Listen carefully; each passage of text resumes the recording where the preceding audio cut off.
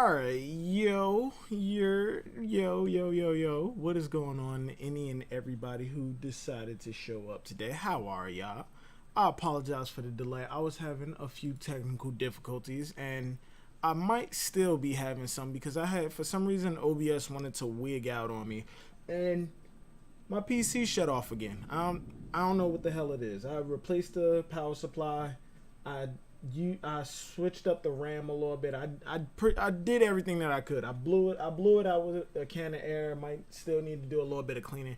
But who the fuck cares about my technical difficulties? Yo, Blazing Dragon and Young, what's going on? How y'all doing? Yo, fucking chapter. Oh my god. Now, first off, let me address the title of the stream first off. The thing is, at first I was only like half serious about it. In all honesty, I really was only like half serious about me saying Yamato for Nakama. But after this chapter, I actually am falling a little bit more in line with the idea. I think it was an 8 out of 10. Yeah, I'd give it about it. I think I gave it like a 7 or an 8. But chapter 984, let's fucking talk about it. First off, the cover story. I apologize if y'all hear something outside. That is the lightning. Second, if y'all hear crying in the background, that's my little brother. He is screaming because he can't have his tablet and the lightning scared him. But yeah, the cover story. I think this cover story has gone on longer than the Silver's No Please. Oh my god. Reek the Freak. First off, your name is Reek. Come on, Reek, bro. You named yourself after the craziest character in Game of Thrones. He had the best redemption arc, though. But I thought the title was a troll. The title, it's half. Hello, spoilers allowed. I mean, yeah, spoilers are allowed. I mean, the chapter's out. If you haven't read the chapter, I'm sorry. You should probably go. You should definitely go. But yeah, the cover story. I think this is now one of the longest cover stories that we actually had I think it's going on longer than the Orlumbus one at this point. Like, in all honesty, this has to tie in some way. Otherwise, what's the point? I mean, even with the Grand Fleet cover stories, we had the Grand Fleet. They're going to come back at some point. It's Luffy's fleet. With this, I'm not seeing how any of this ties back to what we were doing, except for the fact that it's Capone's crew. Unless Pound joins Capone's crew and we get some crazy ass reveal about who saved him or how he's alive right now. Beige has more development than Kid. Yeah, absolutely. Because we joined an alliance with Capone, and then on top of it, we got to actually spend time with him. Kid, when we spent time with Kid, he was just talking about how he lost his arm to Shanks, not somebody else, not some random bullshit. Or, in all honesty, I don't care much for Capone. He's on the bottom of my most interesting Supernovas list. After the backstory that we got on him, he's just not that interesting to me. He's a mafia boss who just wants to cause chaos. He doesn't want to rule the criminal underworld. Yeah, he doesn't want to rule the criminal underworld. He doesn't want to take over as an emperor. He doesn't want to be Pirate King. He has a family that he cares about, but he still wants to cause chaos for the sake of chaos. I don't get that. I don't. Maybe Oven just made it look like he killed him. Maybe he didn't actually want to kill him. I don't see then. I mean, if he didn't actually want to kill him, why was he beating the living hell out of him? I mean, I think he was actually about to kill him until Sanji saved him, didn't he? I don't know. Whatever it is, it better be goddamn interesting. It needs to be interesting, and it needs to tie back in. Now, All right, and going into page one and ulti. First off, we got the durability. Page one and ulti are actually a lot stronger than a lot of people gave them credit for. The Sanji fight. I mean, looking at this, it seems like page one actually could be a decent fight for Sanji if he is matched up with him. His durability is absolutely wild. He took an elephant. Granted, it was only one elephant gun, but even still, most people would have gotten taken out by an elephant gun. Like just a single elephant gun, most people would get KO'd by it, especially if you're not up to Luffy's standards. However, he is his own. and that's one of the points. This chapter actually made me take notes. I actually have notes right here. Now, I don't take fucking notes, like, at all. But yeah, page one and ulti, they're actually capable of taking some damage and coming back from it fairly quickly. And going back to the Sanji fight, I guess this explains why a lot of people were calling Sanji, oh, he's trash. Sanji can't even beat page one. Page one is a Zoan, and people seem to forget that Zoan's durability is actually pretty goddamn up there. And I find, and that's one of the things that really gets to me when it comes to the One Piece community and just power scaling. When Sanji doesn't beat somebody like absolute, then Sanji's trash. But if he does beat them, if he does beat the person ridiculous, then that person is absolute garbage. Why is there no gray area when it comes to the One Piece community and power scaling? Hold on, give me a second. What the hell? Oh no. Oh no. I apologize. Give me 1 second. Fuck.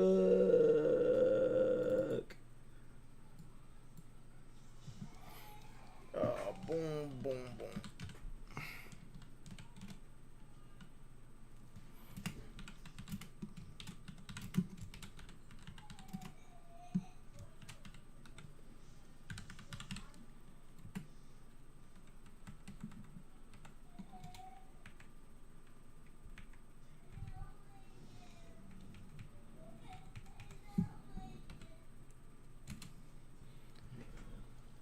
God damn it.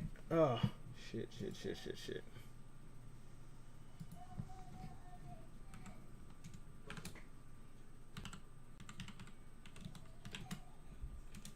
There we go. All right, my bad. Because most fans are literally fanboys. Yeah, there really isn't like logical power scaling in One Piece without any bias. If you like, it's really just favoritism. Which character do you hate least?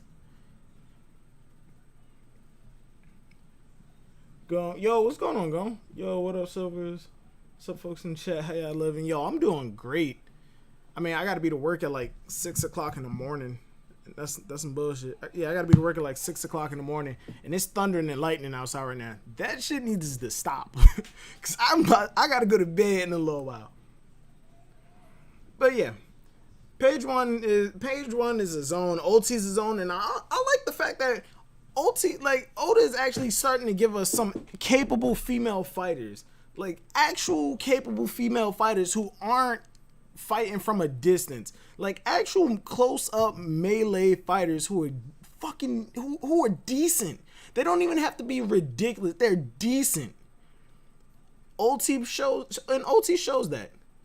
And granted, you could say that that's due to them being Zoans and their durability, but Ulti was actually going back and forth with Luffy. Granted, in a long drawn out fight, I think Ulti would get absolutely demolished, but still, these are the people right below the commanders, and we know, and they're in the running to become commanders themselves. So I'd imagine they'd have to be somewhat like competent. That's like looking at the vice admirals who were in the admiral draft. They may not be like on the same standing as Kizaru, Aokiji, Fujitora, and Green Bull, but they're close to it. They're somewhat capable, and I actually like that Oda actually highlighted it. That Oda actually, goddamn. I like that Oda actually highlighted this in this chapter. He re-emphasized that Zoans are not pussies. Cap? What? Joker, tell me, what is Cap about that? What is Cap about that? And I'm not talking about all the vice admirals. You would say Yamato is commander level. Granted, we haven't seen enough of Yamato to actually give anything like definitive, to say anything definitively, but I'd put Yamato somewhere between, you know, I hate this power structure, but it's the only way that most people understand it. But I'd put Yamato somewhere between like third commander and, you know, whatever is below that. Like if Yamato is if Yamato is somewhat comparable to the commanders, I would say she'd be somewhere around like Jack, and somewhere like where Jack and Cracker are. Marco equals vice admirals. Pfft. Joker, I think I'm about to ban you, bro. Vice admirals are there to fight Marco? Joker, I think I'm about to ban you. I'm about to ban you. Marco is way above the vice admirals. Marco is above the vice admiral. That's cap. Bro, that is cap. But yeah, back on the whole zone thing, I feel like Kaido's, I need to stop stumbling on my words. I got a lot to say, but I'm trying to get it all out at the same time. Giggity. No, that's not a giggity. Fuck it. I feel like Kaido's crew is here to re-emphasize how strong and how durable a lot of Zoan Devil Fruit users actually are, and a lot of people really tend to forget that. And that may actually work in Chopper's favor, and hell, maybe even Momonosuke. But I'm gonna come back to Momonosuke when I get a chance to. When I get a chance to, because there are a few things that I want to talk about in regards to the whole next crew member thing. Another thing that I like about Page One and Ulti though is their fucking relationship is hilarious. I love them as individual characters. When Page One when we first got, you know, our first glimpses of Page One, he was just standard. He was standard bad guy number 3 with a unique Zoan Devil Fruit. He showed up. Excuse me. He showed up. He was like, "I'm ready to fight." Oh, Drake, you're so stupid. You're weak. We gotta clear everything out. And then he proceeded to get his ass whooped by Sanji. But it seems like when he's around his sister, he actually has more of a character. Hell, even the way he's dressed now, it actually gives him. He looks like he'll stand out in the crowd, rather than when he first showed up in his hybrid form. He looked like he just had on. He looked like he was wearing the standard outfit for a beast pirate. And I know that's weird. That's a little weird to say, but yeah, she was a little weird. It was a little weird. Ulti, she reminds me of a character from not a harem, but a comedy slice of life anime. She's that character who a fucking building falls on her head and she pops up like, I'm okay, ha ha ha, and then walks off with blood gushing down her face. I find her absolutely hilarious. She's adorable. And another point for Yamato is that as soon as he finds out that Page One, I'm saying Page One and Yamato in reverse. Another thing that I like about Page One is that when he finds out that Yamato and Luffy, they stopped running and they started having a little skirmish, he is up and ready to, he takes off and goes after him. So he's confident enough that he'll take on Luffy. He just watched his sister get essentially one shot by Yamato, even though she did get back up, but still, she got one shot by, just watch the sister get one shot by Yamato, and yet he's running head first back into a fight with these two. I think Page One might actually be a lot stronger than people are giving him credit for. I don't know where most people place him, but I know when he first showed up, I was putting him below Oven. Because Sanji was handling him with absolute ease. And I'm not saying that Sanji, like, if Sanji is able to handle you, you're absolutely weak. I'm just saying there's a certain standard to be placed where near the commanders, and he's showing that he has the guts for it. He got the balls for it, but his showing right here, he has the durability. As far as damage output and everything, I'm not sure. We need to see it. We need to see a lot more from Page One and Ulti to actually place them anywhere on the power scale. On the power scale. I was about to say power scale on list, but a scale is actually a goddamn scale. Yeah. We need to see a lot more from them and to actually place them somewhere. Ulti was actually putting in some work going back and forth with Luffy. But Yamato and Luffy, and again, we see that Oda is showing off that he actually can make capable female fighters to the point, and we know that Yamato is strong because, one, going back and forth with Luffy, granted it is base Luffy, but blocking an elephant gun with just a simple block. Yo, Skype, what's going on, man? Yamato is Zoro's sister, so Kaido is Zoro's father.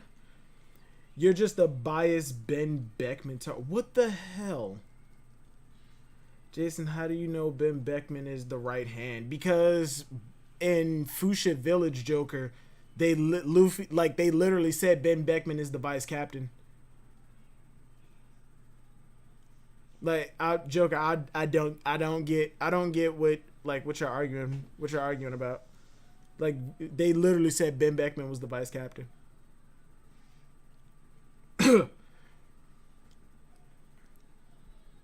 Yamato for Straw Hat. Page One, absolutely. Absolutely. I think Rockstar is the right hand. Young, shut up. Shut up. Shut up. Yamato for Straw Hat. Yamato for Straw Hat. People need to see the light. People need to come towards the light. People need, give me a second. People need to come and see the light. People need to come and see the light. Yamato for Straw Hat. I was only half serious at first. Now I'm starting to move towards it a little bit more. Yamato is not a Straw Hat. Yamato isn't a Straw Hat, but I do believe now she's actually showing some character that she could be a candidate. I'm not saying she is going to join. I'm not saying that she's absolutely out of the running. I'm saying that she's building character. She's building character to where I would put her as. I'm saying that I would put her as a candidate. It's just I need to see more. But yeah, Yamato, Oda's actually shown that he can make capable female fighters again. I'm emphasizing this shit because I wanted to see more female characters for so goddamn long.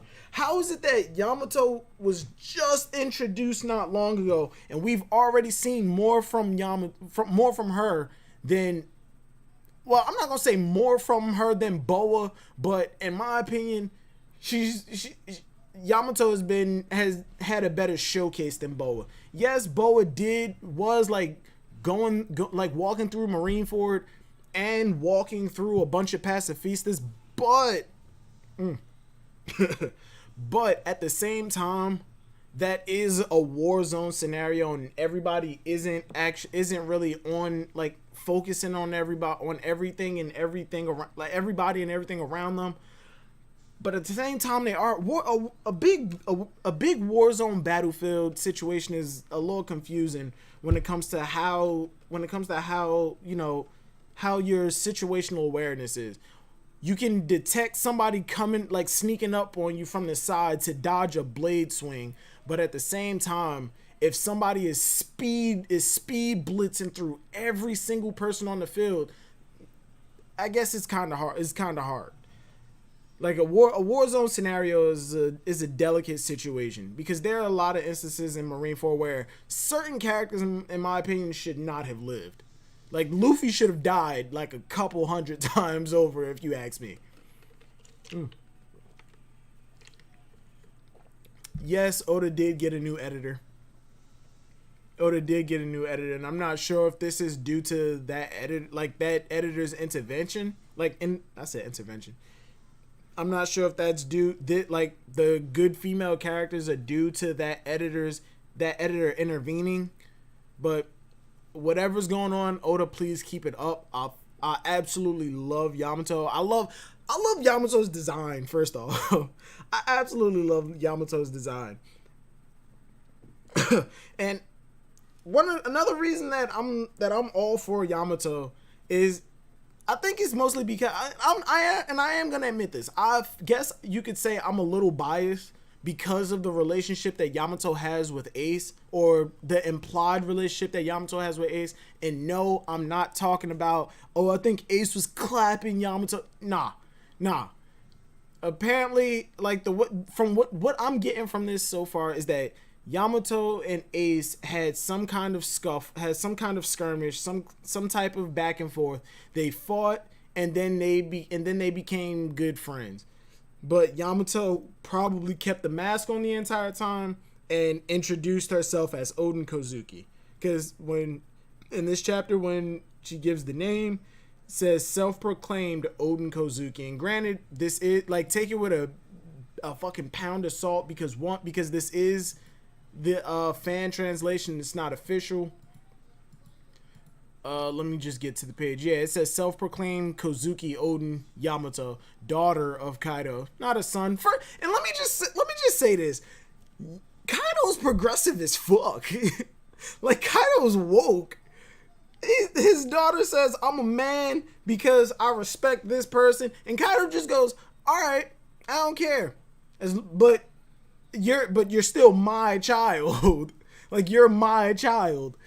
That Kaido's woke as fuck.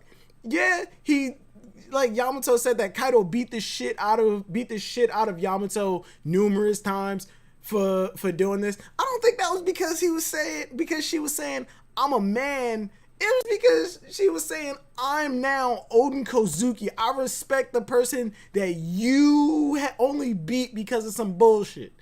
I think that's why Kaido was upset. And if anything, that's equal rights. Kaido was beating the hell out of his daughter. He beat the shit out of his daughter. Equal rights. Kaido is woke. Kaido is woke as fuck. Oh, progressive. Kaido's too progressive, man. But yeah, where the hell was I? Going back to Yamato. The relationship that Yamato had with Ace. I think that's one of the reasons that I'm a little biased. And I feel like this goes back to the comment that Oda made a while ago where he said that he's going to set aside a large portion of Wano for Ace specifically. And I think this might be it. It's going to cut to a flashback. Probably a lot like how we got the Law flashback in Dressrosa, where we got a small snippet of it when Law first mentioned Corazon, and it cut over to Law as a young kid with the bomb vest, and then we cut back to the present for I think like 10 more chapters, and then we just jumped right into the meat of the flashback. I think this might be a similar situation where the first part of it was when Ace was helping Tama. When Ace met Tama and he gave all the food to the village to the village. I think it was in Curry, and I think this part right here may be where we just jump into the meat of it. And this, I think it was O'Hara whose video I watched earlier, that this might have been the reason that Whitebeard didn't come to Wano to help Oden out. Or no, because Oden had already been dead at that point. But I think this is probably the reason that that Whitebeard didn't come and liberate Wano, especially with Izo and his crew, and this being Izo's home. It was probably because Ace went to Wano, and I think, like Ohara said, Ace went to Wano, came back, and told Whitebeard, I met somebody named Oden Kozuki there, especially if Yamato introduced herself as Oden Kozuki. He told him that, yeah, he met Oden Kozuki. Whitebeard said, oh, I know that person, and he never came. Or it was just simply straight up like how I thought before, that information from inside Wano doesn't get out the same way it gets in. It's easy for information of the outside world to get into Wano, but it's not all that easy for information on the goings on within Wano to get to the outside world, because nobody from the outside world can get into Wano to get the information out. But news coups bring the news from the outside in all the fucking time. Oh yeah, Nakama thoughts. I posted on Twitter earlier today that, like I said, I'm starting to believe more and more that, you know, Yamato may join the crew and Momonosuke could be left behind, because, like I said before, as much as I do believe that Momonosuke is gonna join, people make good points, especially now that we're in the versus the Four Emperor saga, where we're supposed to be going up against Emperor crews. Momonosuke can't defend himself the way even Usopp can. Usopp can actually defend himself against, you know, the fodder of these Emperor's crews. Momonosuke, if he gets caught by one person, he can't do shit. Like, let's just be honest. He really can't do anything. He knows how to take a stance, and he knows how to swing a sword, but in an actual fighting scenario, I don't think he'd fare very well, which is one of the reasons that I'm mad disappointed with the way Oda showed Momonosuke since we got to Onogashima. He spotted the knife, he obviously picked it up, and then we cut over to Kaido. We cut over to Kanjuro handing Momonosuke to Orochi, saying that he tried to escape, so I beat the hell out of him. Why not show us that Momonosuke was trying to escape? Him actually, even though he was terrified, he tried to be brave and he tried to get away, even though he knew it was ultimately futile. Like, there was no getting away. But at least I would have at least enjoyed seeing Momonosuke trying to escape. But in all honesty, no, but real shit, Yamato for Nakama though. I'm absolutely loving Yamato and, like, the build up that Yamato is getting in this arc. Like, just in these past couple chapters alone, I'm really loving Yamato. The connection with Ace, the admiration for him, and already she's being drawn to Luffy. Like, hell, the same way Mihawk said that Luffy's greatest power isn't his strength, it's his ability to draw people towards him. Hell, at this point, I'm ready to just say, fuck it, kill Sabo and give Yamato the fire fruit. That's how I'm feeling right now. I would have enjoyed it a lot more if, instead of Oda bringing Sabo back to life just so Luffy would still have a brother to go to, I would have enjoyed it a lot more if Luffy went around and, you know, he actually felt the impact that Ace had on the world, rather than just, oh yeah, we have another Ace already. You have another brother and he has the fire fruit. If Luffy would have gotten won the fire fruit in Dressrosa, and nobody on his crew wanted to eat it, and he couldn't eat it because he already has the devil fruit, and him coming to Wano, meeting Yamato, hell, he could have even met what was Ace's vice captain of the Spade Pirates called? It was Mask something. Oh, Deuce. It was Mask Deuce. Ace, Deuce, 1, 2. Yeah. Meeting Deuce, and he could have given the fire fruit to one of them, just going, damn, Ace is gone, but somebody like, but this is his will, this is his power, and recognizing that these are the people he actually cared about the most, and just hand over the fire fruit.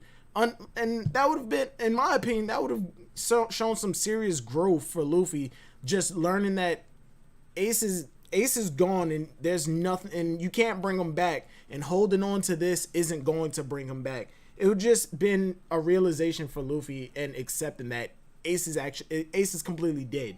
And yeah, we did get that acceptance in post Marineford when Jinbei told him, yeah, Ace is dead, but you have to appreciate what you have and not what you've lost. And he came to that conclusion, but still, I would have still liked it for something like along those lines. Damn, why is the chat loop going crazy? My shit wasn't updating. Wait, yeah, it was. I can see it right here in OBS, but it's not updating in YouTube. Give me a second. Let me refresh. All right, yeah, there it go. God damn. Damn, what the hell did I miss? Wait, so Ace is your favorite character? Ace is one of my favorite characters, page 1. Ace is one of my favorite characters. Ace, he was shown to have flaws. He had a chip on his shoulder about some things, but in spite of all that, he was still outgoing. He was fun, but when things got real serious, he was actually shown to have flaws, and that's one thing that I actually like in my characters. I want to see these characters actually have flaws, and not just when I fight and lose, I get back up and go back and fight again. Ace, and those flaws led to Ace's death, and I think it was handled really well. I'm not gonna say handled really well because that's a poor choice of words, and I was about to contradict myself. I think it was good that Ace died because of his flaws. I just don't like how it was handled. If that makes sense. I like that he died because of his flaws. I just don't like how it was handled. The fact that he was clean, he was up on the execution platform crying and screaming about all of these people dying for him. They came here for Ace. They came here for you. And when you finally get away, your little brother is here. Like, he showed up to this war. You found out he was in Impel Down. Like, you knew he was there. And you knew he was going to chase you to the ends of the earth to try and save you. But then when you get out, Luffy saved you. You're home free. You're in the clear. You're good to go. But you stop because the dude insulted Whitebeard. Whitebeard told y'all, go get out of here, go back to the New World, survive. And you just said, nah, he disrespected you, so I'm about to turn around and I'm gonna disobey your orders. You disobeyed the orders once already, so, and look where that got you. That ended up being the entire reason that everybody's here in the first place. And you're gonna disobey that again? Nah. That's one of the issues that I had with Ace and him dying and the way that he died. What the hell? Give me 1 second, because I think they updated fucking Streamlabs. Yeah, they did. There it is. All right. But yeah, that's really my issue that I had with Ace. Where the hell did my chat box go? Where the hell did the chat box go? Why did the chat box disappear? Give me 1 sec. Yo, this shit is...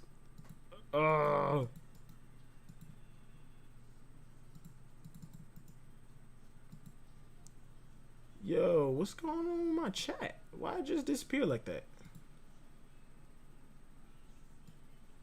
Yo, please don't tell me OBS is wigging out again. Please don't tell me. Please don't tell me OBS is wigging out.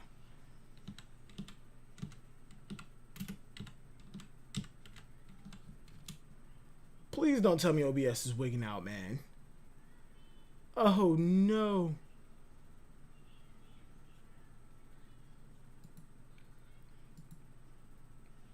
What the fuck, son?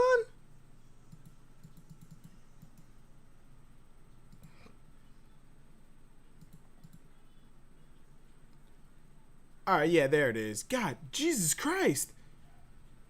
Oh, why is it going crazy? All right, yeah, there it is. God damn, what the hell? Yo, Streamlabs need to get it together. But yeah, what the hell was I talking about? Oh yeah, that's pretty much my reasoning for, the only real issue that I had with Ace. It was just the way that he died. That was my biggest issue. With aside from that, Ace is one of my favorite characters.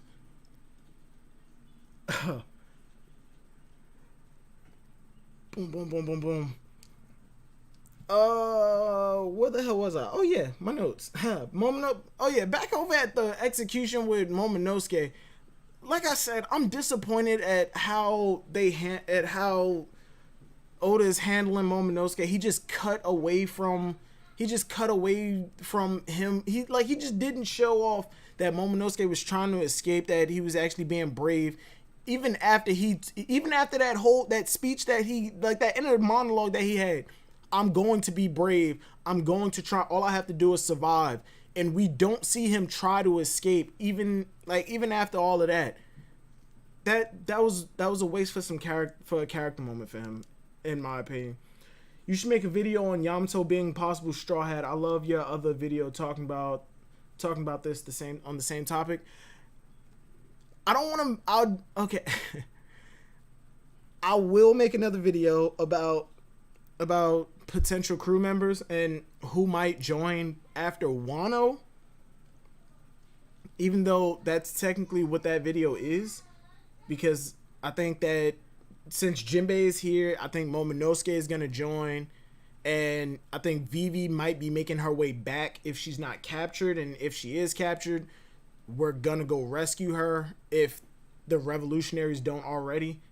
But if Vivi's captured, I don't see Luffy and crew finding out about that and just going, she'll be okay. Nah, that's a member of their crew. They're going to save Vivi. You think we're getting an Ace flashback next chapter? Maybe not next chapter. Maybe in like 2 chapters possibly, but you know what? No, I could definitely see it happen next chapter. I could see it happening next chapter. Oh yeah, execution platform. Like I said, I'm disappointed with how Oda is handling Momonosuke. While he's on the crucifix, he actually does have, I don't know if he's KO'd or passed out or whatever, but he has an expression on his face that's just it's not fear. It's more just he's saving face. Like he's keeping a serious expression, and I guess you could say that's character development. In any other situation like this, like pre-Dressrosa, he probably would have been crying or screaming, "Help me!" He's not giving Orochi that satisfaction, and I guess that's character development. But what the hell? And then we jump over to one of the best gags in this entire goddamn art.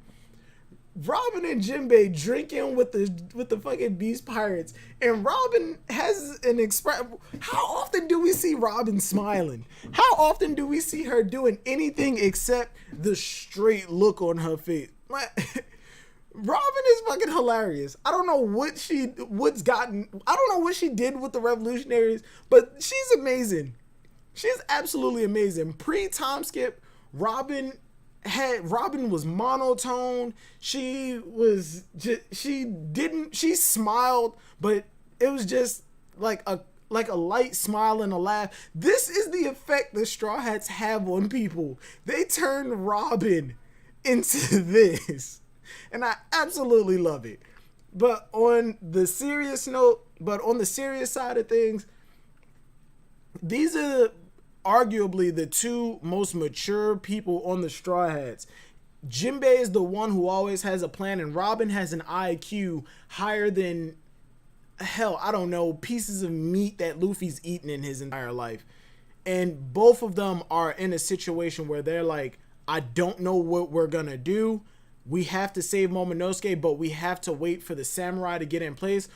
Who, speaking of which, they've infiltrated the party too. Everybody is in place, and every single person, even though they're laughing and drinking, they all have the serious urge to run up there and save Momonosuke. Hell, except for Hyogoro, except for Grandpa Hyo, who he's another one that I absolutely fucking love. Why is Grandpa Hyo so goddamn badass? I like the old men of series who like the badass old men, like the Master Roshis, what's his name? Netero from Hunter x Hunter, the old guy. Give me a second, cause that was Netero, right? Or was Netero the fucking Chimera King? Netero, Hunter x Hunter. Yes, it was Netero. Yes, it was. Goddamn. I love the old men the badass old men in some series. That's one of the reasons that I named my channel after fucking Silver's goddamn Rayleigh. Silver's goddamn Rayleigh. He's the badass old man.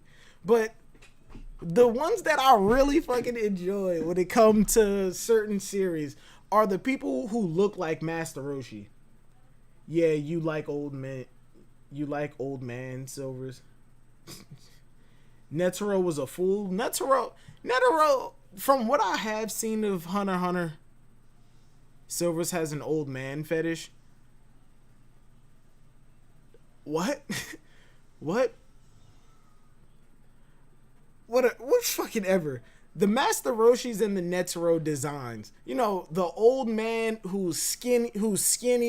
You won't take him too seriously if he was to approach you in a fight. But then when you go at him, he absolutely dominates. Zeno 2, Zeno. Is that Killua's granddad? Third Hokage, Hiruzen. Fucking thank you, fucking Hiruzen. Fucking Hiruzen. If Hiruzen took off his hat and just had his robe on and walked up to you and said, I'm about to fuck you up, you'd laugh. You would laugh at him until you heard somebody say, yo, Skypiea, absolutely. Abso-freaking-lutely. Abso-freaking-lutely, bro. The fucking, oh my god, Uncle Iroh. That man is immortal. He is immortal.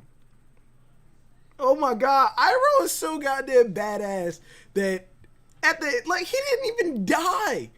He just looked at the world and said, I'm done, and became a spirit. He is in the spirit world. The spirits in the spirit world respect him. How do you achieve that level of enlightenment?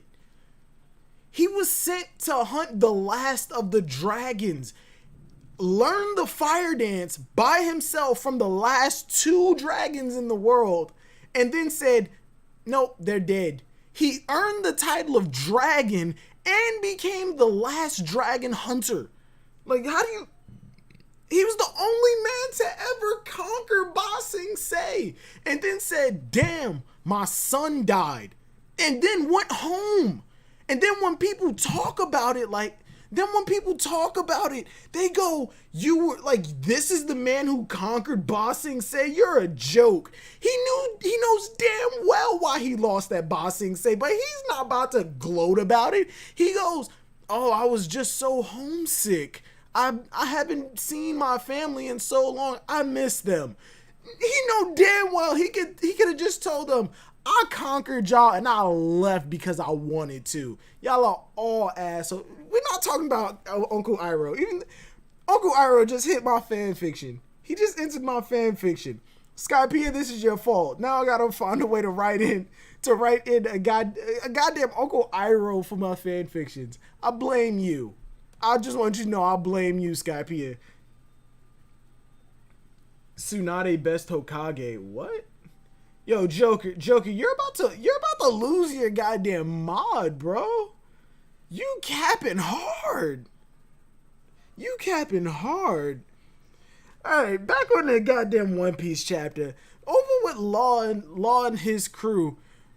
I mean, this guy in Law's crew, the one with the mask and the spiky hair, it's nice to see that. It's nice to see that the artwork that we had of him when we first got Oda's drawings of all of Law's crew, and correct me if I'm wrong, but wasn't he one of the people who were against the alliance with the Straw Hat Pirates? I know it was the girl, the big guy with the shit around his face, like his sweater pulled up over his face, and I think it was like two more, and I think he was one of them. No mod me. Gon said it first. Silver's wait, nah. Don't try and put that on Gon. Don't try and put that on Gon. Uncle Iroh from Avatar. Yo, he said, you know why they call me the Dragon of the East? And Azula was like, I don't care about your old stories. He said, oh, but this is a good one. Sipped his tea and blew fire, brother. Just fucking stop. Who is this? Give me a second.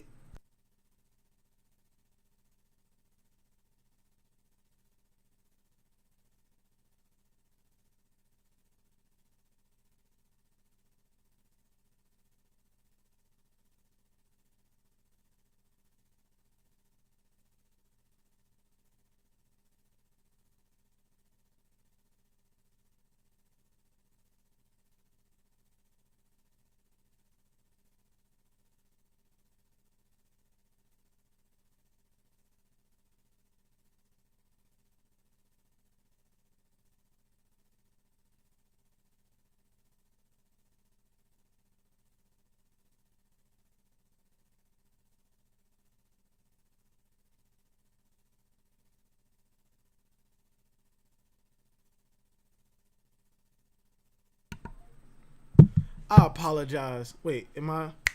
Yeah, there we go. All right, I apologize. Goddamn. My favorite character is Corazon.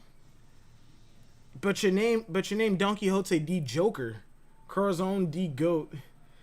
Yo, is Davalo on the other line? Yo. Every second character in each area is a girl. East Blue, Nami, Grand Line, Robin, New World, Yamato. A lot of people, page one, a lot of people would say the second person to join the crew is going to be Carrot. Like, the next person to join the crew is going to be Carrot. I disagree strongly. I don't think Carrot's going to join. I don't want her to join, but I do recognize that she has a possibility. Back on the chapter, like I said, this guy that's on Law's crew. First off, we see that he actually has a helmsman. I thought his helmsman was Gene Bart, but apparently not. Unless they all just rotate jobs. Now, why is Penguin, or is that Sachi? I can't remember, but one of them is holding a sword. You're not Zoro. Put it down and stick to your martial arts, because that shit ain't gonna fly. That shit's not about to fly. And like I said, back over with Law and Company, Nekomamushi arrives with Marco, and I guess the reasoning for Marco, for the reason that Marco was gonna be late. Carrot could be the second one. Carrot is not gonna be the second one. The reason that Marco was gonna be late to show up to Onogashima, which it is a good reason, but Jesus Christ. His reason for being late was he knows where Izo is and he's gonna go get him. That is a good reason for being late, but that just further invalidates the entire scene that we got with Marco and Nekomamushi, where Nekomamushi was trying to convince Marco to come to Onogashima now. Right now. If he's going to get more allies, why don't you go with him to pick them up? Like that, it really doesn't make any sense why we got that scene of Nekomamushi talking to Marco and trying to convince him to come to Onogashima and not be late. And why did Oda make it seem like he wasn't going to show up at all? That's just false. That's manufactured tension. Like, that's false tension. Let's let that. That's the like. Oh my god, I got so much shit that I want to say, but I can't get it all out at once. So to me, so far, Wano has been a song with a beat with a beat drop, and the drop is so disappointing. It's going dun dun dun dun dun dun dun dun dun. Like, stop. All of these fake outs and bad buildups is actually starting to get on my nerves. Wano really was the most anticipated arc for me, bar none. I like gunmen, I like gunslingers, and I like samurai, and I like ninjas. Wano and Sniper Island. Sniper Island wasn't a guaranteed. The only thing that's given me faith that will actually go to Sniper Island as maybe an in-between arc or a cooldown before we go on to the next big villain is the fact that Usopp lied about it, and Usopp's lies come true. So that's the only thing that's giving me hope that we'll actually go to Sniper Island. Hell, I'm hoping we even see Gil Bastar from I think it was the Wanted one shot that Oda did alongside the first One Piece one shot and Monsters with Ryuma. Moria is a returning antagonist. Moria returned to go to what was it, Beehive Island or Honeycomb Island, some shit like that, and he might actually be dead. I don't see Moria joining Blackbeard, because we know that Moria does have actual love for his crew. Hell, the whole reason he built a zombie army is so that one, they tire out. They wouldn't tire out while fighting Kaido. He had the Vegeta mentality, and he wouldn't get too attached to these zombies because they're already dead. He wouldn't have to lose any more crew. Hell, he cares about Absalom so much that he actually went looking for him when he didn't check in, and he was visibly angry. He was visibly angry that like he went missing, and he was there terrorizing an Emperor's Island to find him. And when he saw him, the relief on his face was ridiculous. Then he found out he was dead and back to absolutely angry. If anything, Moria should have equal or like more hate, if not equal hate, for Blackbeard that he has for Kaido.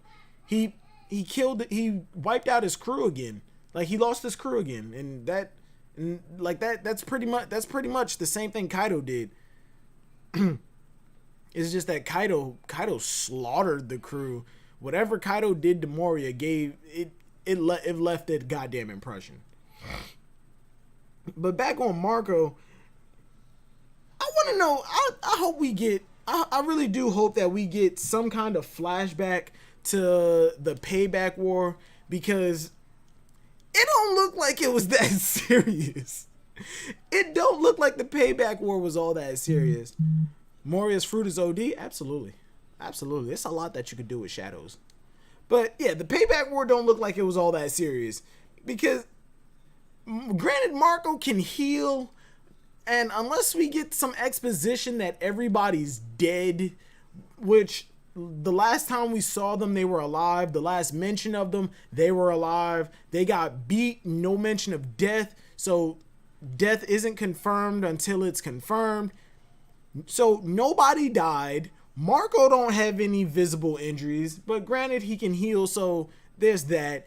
And the only injury that we see on Izo is a goddamn scar. Just a goddamn scar. The Payback War must not have been all that crazy. Not at fucking all. Not at all. But Izo did get an updated design. His post-time skip design is, I like it.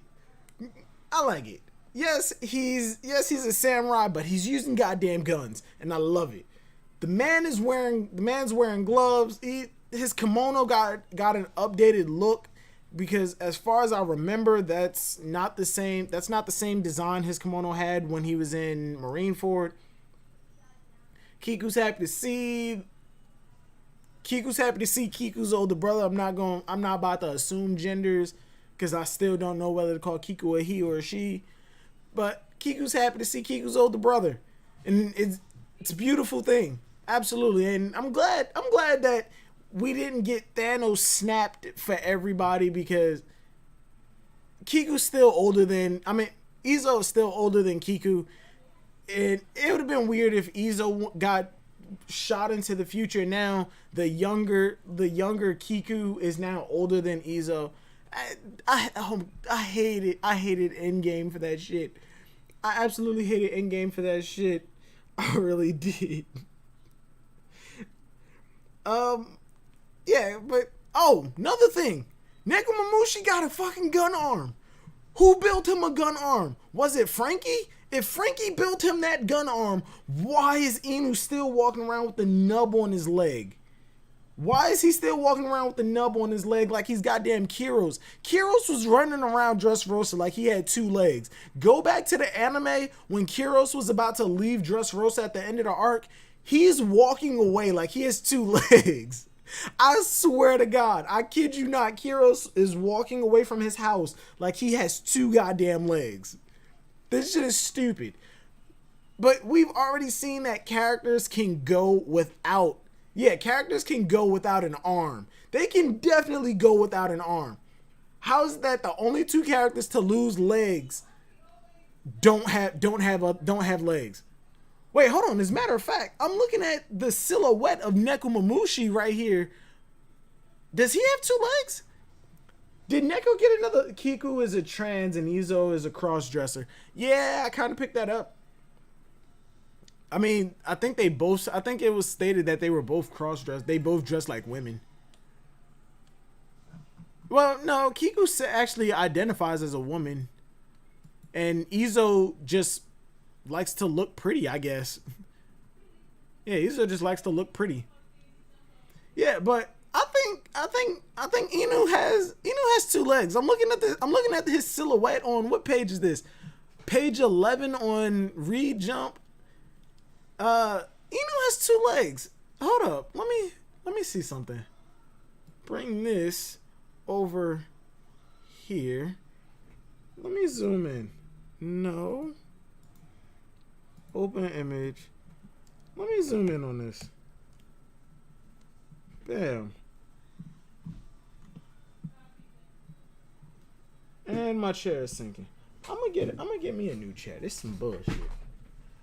I don't see anybody behind Inu. 1, 2, 3, 4, 5, 6. Shinobu is with. Wait. Yeah, Shinobu is with. Is over that way. Yeah. Yeah. Inu has 2 legs. Inu has 2 goddamn legs. I wonder if Yamato is actually identifies as a man or is more of a symbolic moniker of courage. I think it's more of a symbolic moniker. I think it's more of a symbolic thing, not I'm actually a man kind of deal. I think it's more symbolic. Oh, where's my mouse? Where's my mouse? Oh, here it is. Bam.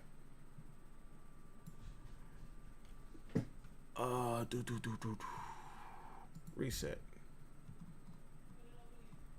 Zoom out.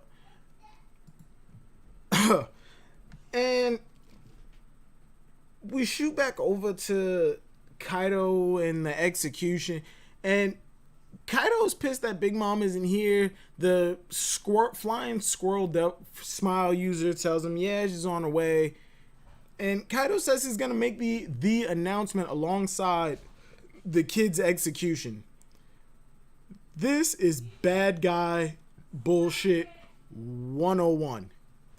Don't just stand there and let your enemy live. Kill him. Kill him now. Just all of y'all are so goddamn massive, you could probably squish Momonosuke in between your goddamn fingers. Kill him. Because y'all are monologuing, y'all doing all of this, y'all waiting until a specific time. Just kill him and get it over with.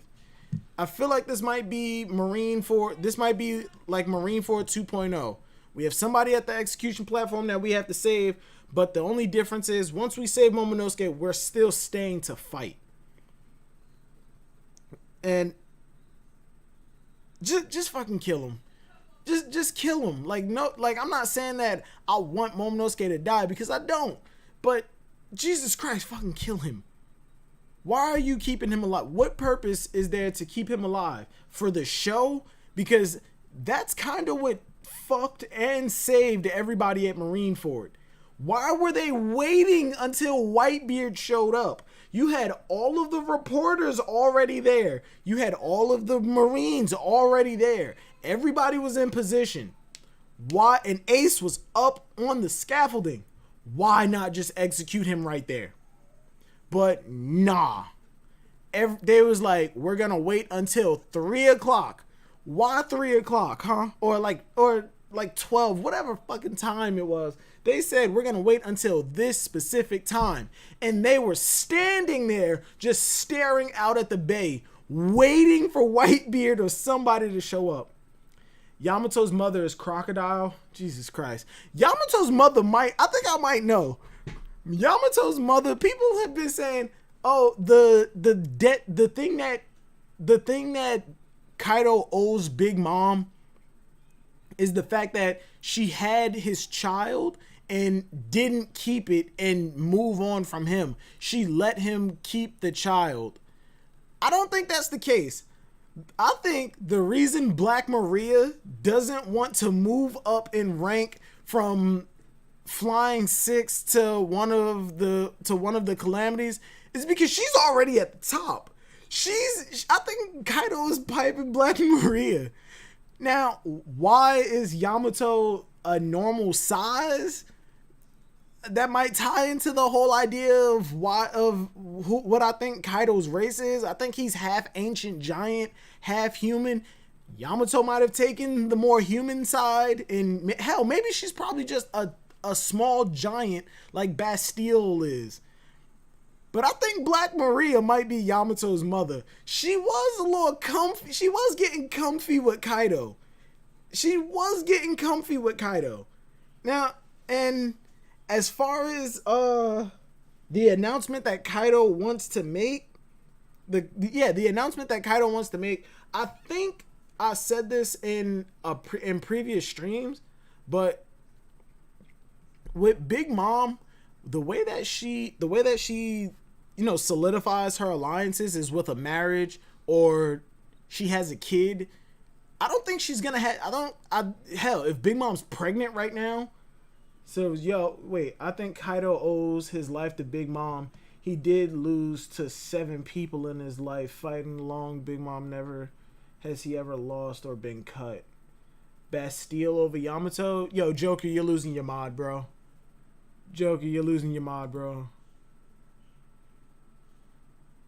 Remove mod. Joker, you lost your mod, bro. That was it. I'm sorry. You gotta go. You gotta go. Even though they were both on the Rocks crew that always fought and killed each other. Chill, my turn. Yo, y'all are wild. Mod Joker. No, that was the final draw. That was the final straw. That was it. I'm done. She literally never lost the fight. Who, Big Mom? I mean, she had to lose a fight if they all fought Garp and Roger and Garp won and Garp and Roger won. She had to lose that fight. Roger took her road poneglyph, and whether he snuck in and stole it or they had a straight up fight, like, she lost in a sense. Big Mom lost to Luffy. What are you saying? Well, Big Mom didn't lose to Luffy. Morgan's stated that she lost. She lost in terms of like information, and like Luffy achieved his goal, but they didn't have a fight. She didn't lose in that sense. She didn't lose in the sense of a fight. People always sleep on Big Mom. Jason, I absolutely agree. Absolutely agree. Big Mom has crazy durability. She has an incredible power kit. Like her utility is fucking crazy.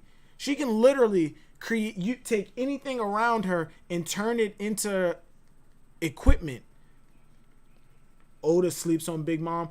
With whatever's going on with Oda right now, I think that might actually work out in Big Mom's favor. Because we got Ulti being showcased as like having actual skill. We got excuse me. We got Yamato actually being worth a damn, and she just showed up. Like Yamato wasn't shown off as like some helpless girl, and then was being built up as a badass. No, she was introduced as goddamn badass, and a normal person at that. Unlike Big Mom, who was introduced as a glutton or some ridiculous idiot who has out of nowhere hunger pains. Or as much as I love Boa, she was introduced as just some snobby queen who sits up on the throne. For all we knew, Big Boa could have been like absolutely worthless and only on that throne because people believe she had a curse, even her sisters. And granted, that's not how it turned out, but I'm just saying that was a possibility. Yamato showed up with a Thunder Bagua.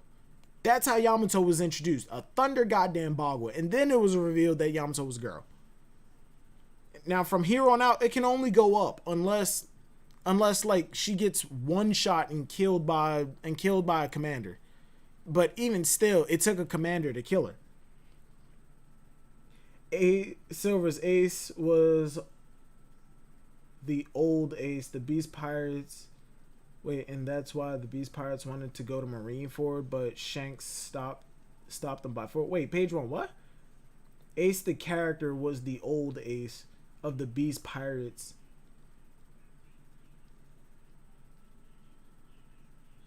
Ace was the old ace of the Beast Pirates. No. Because we have a timeline for Ace when he came into the new world. He never joined Kaido. When he went to Wano, I think it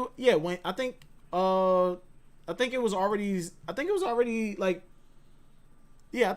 established that when he went to Wano, he was already on the Whitebeard. He was on the Whitebeard Pirates. When he went to Wano, he was on the Whitebeard Pirates, and the reason that his crew was with him is because they were a part of his division.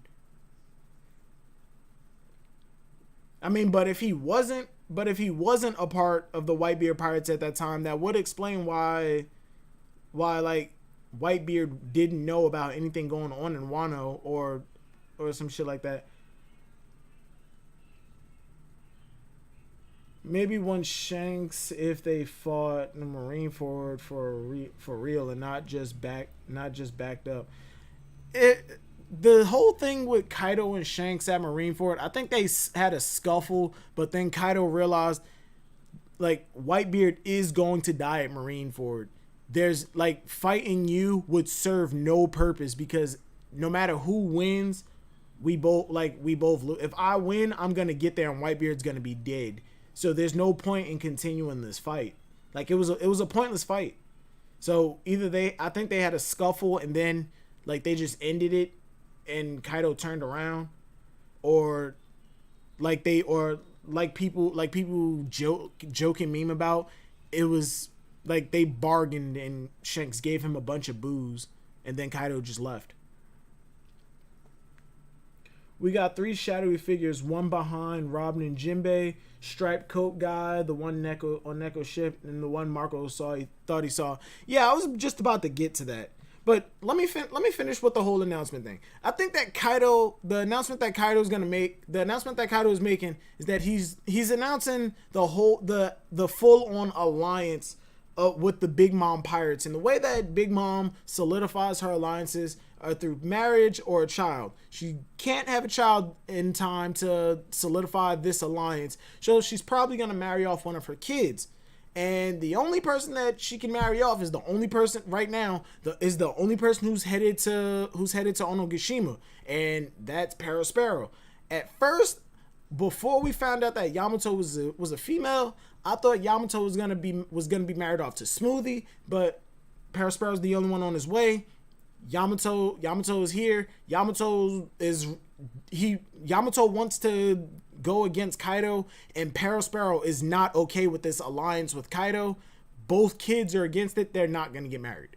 And I think that's going to ultimately lead to the downfall of these two. But the announcement that Kaido is going to make is that we're allying with the Big Mom Pirates, and I'm marrying off, and Yamato is marrying one of Big Mom's people.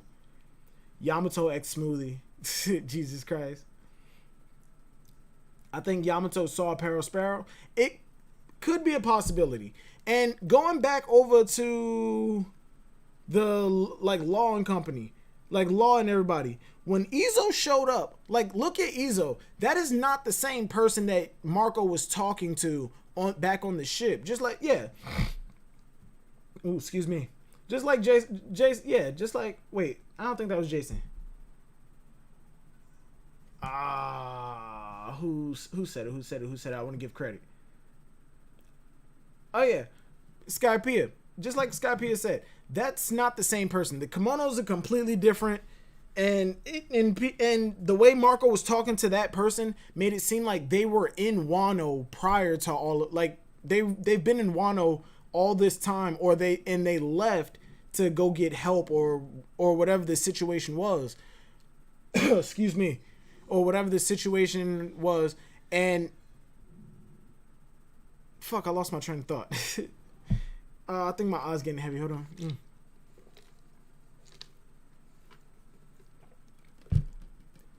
The person that Marco was talking to does not seem to be Izo. Izo has a kimono that is black at the bottom that leads up into, I want to say those are either snakes or dragons. The person Marco was talking to had a stripe pattern going down their kimono, if it even was a kimono. Now, why does there have to be a break after this setup chapter? That's another thing that pissed me off. I'm mad. I'm mad. And the way Marco was talking to this person made it seem like they have been in Wano. Izo, for some reason, wasn't in Wano this whole time. After the Payback War, Izo went somewhere else. Where? I have no goddamn idea. Samurai Gunslinger, maybe Izo was at Sniper Island. Or the Heart Archipelago, and Sniper Island is one of the islands in that archipelago. Bing. Whoever this person is, I'm interested. But the downside to all of these characters being revealed and all of these betrayals within the crew was within Kaido's crew and Kaido's inner circle is that when we were standing on the beach, no, even before that, when we were in the prison where Luffy and Kid were, it seemed like everything was absolutely hopeless. No matter how much they trained, they were not going to beat the Beast Pirates in the time frame that they had. But with all of these allies coming in, possibly the Marines as well, and on top of it, we got two Whitebeard pirates, and then we got Perospero and the Big Mom Pirates who for the most part are against the alliance with Kaido. You got Yamato who wants the exact opposite of what Kaido wants. So, and now our side of the alliance is still intact, and they've already infiltrated. It went from looking like we weren't gonna win, and it skipped past this being a fair fight, it skipped past this being a fair fight and went straight to Kaido and them are not gonna win this. There are too many things against them, and the only real thing keeping Kaido and his people afloat right now are Kaido and the commanders, and possibly Big Mom. But I could see Big Mom not being serious about this alliance because, like Robin said back in Punk Hazard, all pirate alliances end in betrayal, and I think Big Mom is going to ultimately betray Kaido, and she's going to turn on him too. If the Marines show up, then it may actually be a four-way battle between the Marines, the Straw Hat side, the Beast Pirates, and the Big Mom Pirates. Some of these people may work together because they have a common goal, but ultimately, I think Kaido's going to go down. Big Mom is still going to be after Luffy, but it's just going to be her at this point. I think she's going to chase them to Elbaf. And Kaido goes down and Big Mom gets further disrespected. But I'm very much interested to see who the person that Marco was talking to on the ship actually is. That's my biggest concern. That, and like towards the end of the arc, I want to know what the hell, what's gonna happen with the swords that Zoro have. Is he gonna retire Katetsu the Third for the second? Is Momonosuke gonna join the crew? Is Momonosuke going to get Shusui or Shisui? Is it Shusui or Shisui? Don't matter. Is Momonosuke going to get Shusui? Is he gonna join the crew? And what other ties does Zoro have to Wano? I hope he's not from Wano or is a descendant from someone in Wano. I hope that his only tie to Wano is that the village he's from was established. Yeah, the village he's from was established by someone from Wano, and he grew up close, and he grew up being very close to the family, like the direct descendants of the man who started that village. Because he even called Gozaboro Gramps or some shit like that. But yeah, that I'm very curious to see how all of this plays out. I really am, because it really does not seem like Kaido's side is gonna win this at all anymore. But yeah, we're on break next week too. I need to start doing some shit. How many subs am I at this point? Because I have not checked my sub count in like 3 weeks. Give me a sec. Boom. Goddamn, I'm at 771. Ain't that some shit? That is absolutely wild. Luffy would want Yamato to join the crew because she's close to Ace. 776. Nah, I got 771, bro. But yeah, I don't think Luffy would want Yamato to join for that reason alone. But I do think it would be pretty cool to have Yamato join. I'm not gonna say it's an impossibility, but I really do still need to see more from Yamato. But the fact that Yamato, I'm at 773. My bad. Ooh, no dums, no dum-dums. Possibility of Tama joining the crew? I don't think so. Tama's whole dream is to go out. Tama's whole dream is to become a Kunoichi so she can go out to sea. She's not a Kunoichi, and Luffy could be the person to fulfill the promise that Luffy could be the person to fulfill the promise that Ace made to Tama, but Ace promised Tama to take her out to sea after she became a Kunoichi, and she's not at that point yet. And you can argue that she could become a Kunoichi under Nami's teachings because she's doing ninjutsu, but Nami is still a novice Kunoichi, and I don't see Nami being I guess you could say a sufficient teacher to Tama, which leaves all of the proper teachers for Tama like still in Wano. Yamato would follow the pattern that the female joins second. They bring information, knowledge, and known to the crew.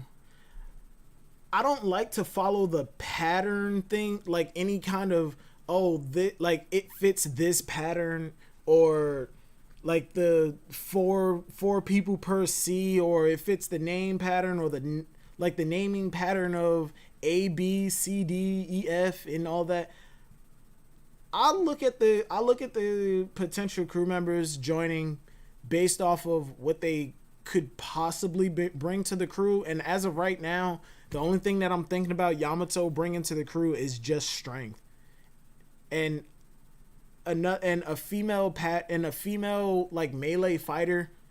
That's just interesting as shit to me. This, and as far as in everything else goes, I don't see what else she could bring to, like, what knowledge she could bring to the crew. Like, yeah, she does have Odin's journal. Whether or not information about Raftel, like specific information about Raftel is in there, she could just hand the journal off to them, to the Straw Hats, or if, like I said, if Momonosuke joins, she could give the journal to Momonosuke and he joins with that journal, and now he has all the knowledge. But in terms of strength, I do think that she could, like, Yamato could bring a lot of fighting capability to it. As far as like the position she'd occupy, all of the absolutely necessary positions have been filled already. And I think I said this last stream, but the positions that on the crew that aren't occupied right now are that have actually been shown in that have actually been shown in other crews that the Straw Hats still don't have. We have technically we don't have a vice captain, even though I do consider Zoro to be the vice captain of the Straw Hats. But technically we don't have a vice captain because Zoro's the combatant crewman. When Zoro is the official, like, recognized as the official vice captain, then we won't have a combatant crewman, which Yamato could fill that position. Is just the fighter, just the combatant. We don't have a second mate. That's the person to follow, like, following up the vice captain. Yes, you can argue, oh, it's Nami, it's Sanji, or it's Jinbei. They already have official positions. But at the same time, it's just like the vice captain position. Oda said that like they don't have that kind of dynamic. It's more like a family and not really a hierarchy. But the crew look to Luffy as their captain. Like they for Luffy, they don't have that dynamic. They're more of a family. But for the crew, that hierarchy definitely is there. They respect Luffy as their captain, and I guarantee you, if the topic ever does come up, they will say, yeah, vice captain, yeah, it's Zoro. It's definitely Zoro. We don't have a ship's guard. We don't have a the ship guard, that's just the person who stays behind whenever the ship is docked or whatever. The only other people we've ever seen with that position are the Nyaoban brothers. We don't have a cabin boy or apprentice. We don't have an assassin. To my knowledge, the only person with the official title of assassin in a crew was, what the hell was his name? Goddamn. Hyozo. He was on the Fishman Pirates. Capone had an advisor on his crew, but I think that was just Capone's way of calling, Capone calling Vito his vice captain, his advisor. And we don't have an earner, which is what Ace invited Asuka to be on his crew. He said, you can be a bounty hunter on our crew. You can earn money or come up with ways for the crew to get money. Ooh, excuse me. Goddamn. But yeah, as far as the position that Yamato could occupy, it could be a combatant crewman, and we can finally recognize Zoro as the official vice captain, or it could be the ship guard. Like anybody want to fuck around with this ship? No, you got to deal with me. Especially if we're, but at the same time, the ship guard really wouldn't make sense because I feel like the unknown adventure aspect of One Piece is finally done. Every island that we go to from here on out, we absolutely know where we're gonna be going. My hope is that after Wano, we'll continue to follow the log pose for like again, but I feel like we're gonna like from here on out, we're gonna know what the next island is, and that's kind of heartbreaking. It really is. Let me catch up with the chat real quick, cause goddamn, I feel like I've been ignoring the hell out of this. Let me just do the pop out chat and put that there. Why is it not loading? Okay, there it is. I hope we go to Lodestar Island. I feel like we have to go to Lodestar. I feel like we might actually have to go to Lodestar because yes, we get there when we get to like they already said when they got to Lodestar, they found out that they had to go back and find the road poneglyphs, but when they got there, it also has some significance in terms of like the ancient history and everything. So I feel like Robin might want to go. Robin is the assassin. Robin is the archaeologist. Robin is the archaeologist of the crew. Carrot is not the assassin. Carrot isn't even on the crew. In the Mafia, it's called the I want to say that's concierge or the advice. Hold on. All right. Y'all about to call me stupid for this, but I don't care. I'm about to hit Google Translate because I feel like that's concierge. Bam. Consigliere. What the fuck is that? Translate from Italian. Consecal. No, not fucking Spanish.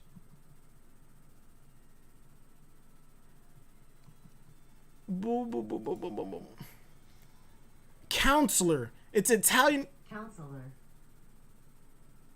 It's Italian for goddamn Spanish. Yamato, a lookout. A lookout isn't we haven't seen a position in the crew called the lookout. And the lookout is too specific of a term for a full-on position in One Piece. We need a quartermaster, a weapon master, a beast tamer, and a scientist. Jason, I guarantee you got those positions. Guarantee you got those positions from the One Piece fan fiction crew positions. Cause I can pull that up right now. If you go to Google and just type in One Piece, hold on. One Piece crew positions. And the first thing that pop up is crew positions, One Piece fan fiction wiki. I guarantee that's where you got it from. Robin, yeah, but Robin was the assassin in the crew. Robin is the archaeologist. Robin was, and her profession was assassin. They called her an assassin because she killed people. She was good at killing people. No, I looked up pirate positions in the crew. Yeah, real life pirate positions, they needed specific people for specific jobs because a pirate ship actually is hard to manage. Like, it actually does take a lot to manage. She's both. She is an assassin. She does kill, like, she can kill people. She can take out a specific person if need be. But her official position in the crew is archaeologist. She's the scholar. In real life pirate crews, like, goddamn. In real life pirate crews, privateers and pirates actually would kidnap scholars and have them translate like Aztec ruins and hieroglyphs so they could rob the graves. As a matter of fact, I think that's how Benjamin Hornigold got a lot of his money before he died. Quartermaster is the one I think we need. Okay, a quartermaster is the person who deals with the quarters, like the sleeping quarters, the arrangements and everything. Again, that is too specific of a term. I feel like the crew positions in One Piece. Oh goddamn! I feel like the crew positions in One Piece have to occupy either something really important or multiple jobs. Nami's a navigator, but she also handles the money and no, Nami's the navigator and the logman at the same time. We need a strategist. That's not a position in One Piece that I think, again, that's too specific of a term. No, they deal with everything in the crew. They are the one under the vice captain. That's the second mate. In One Piece, that's called the second mate or the chief of staff. We need a weapon master. A weapon master is also another real position. That's a real position. But weapon master, we have a shipwright and a sniper who both are incredibly good and passionate about making new weapons, especially Frankie. And hell, Usopp made us a party stick that could control the weather. Like, I don't think that we need a weapons master. In my fan fiction crew, I have a weapons engineer just so I could give Shirai Baskud a position. Like, in all real shit, the only reason that I have a weapon engineer in my fanfic crew is just so I could give Shirai Baskud a position. Because in the movie, in the One Piece movie, I feel like he was a wasted character.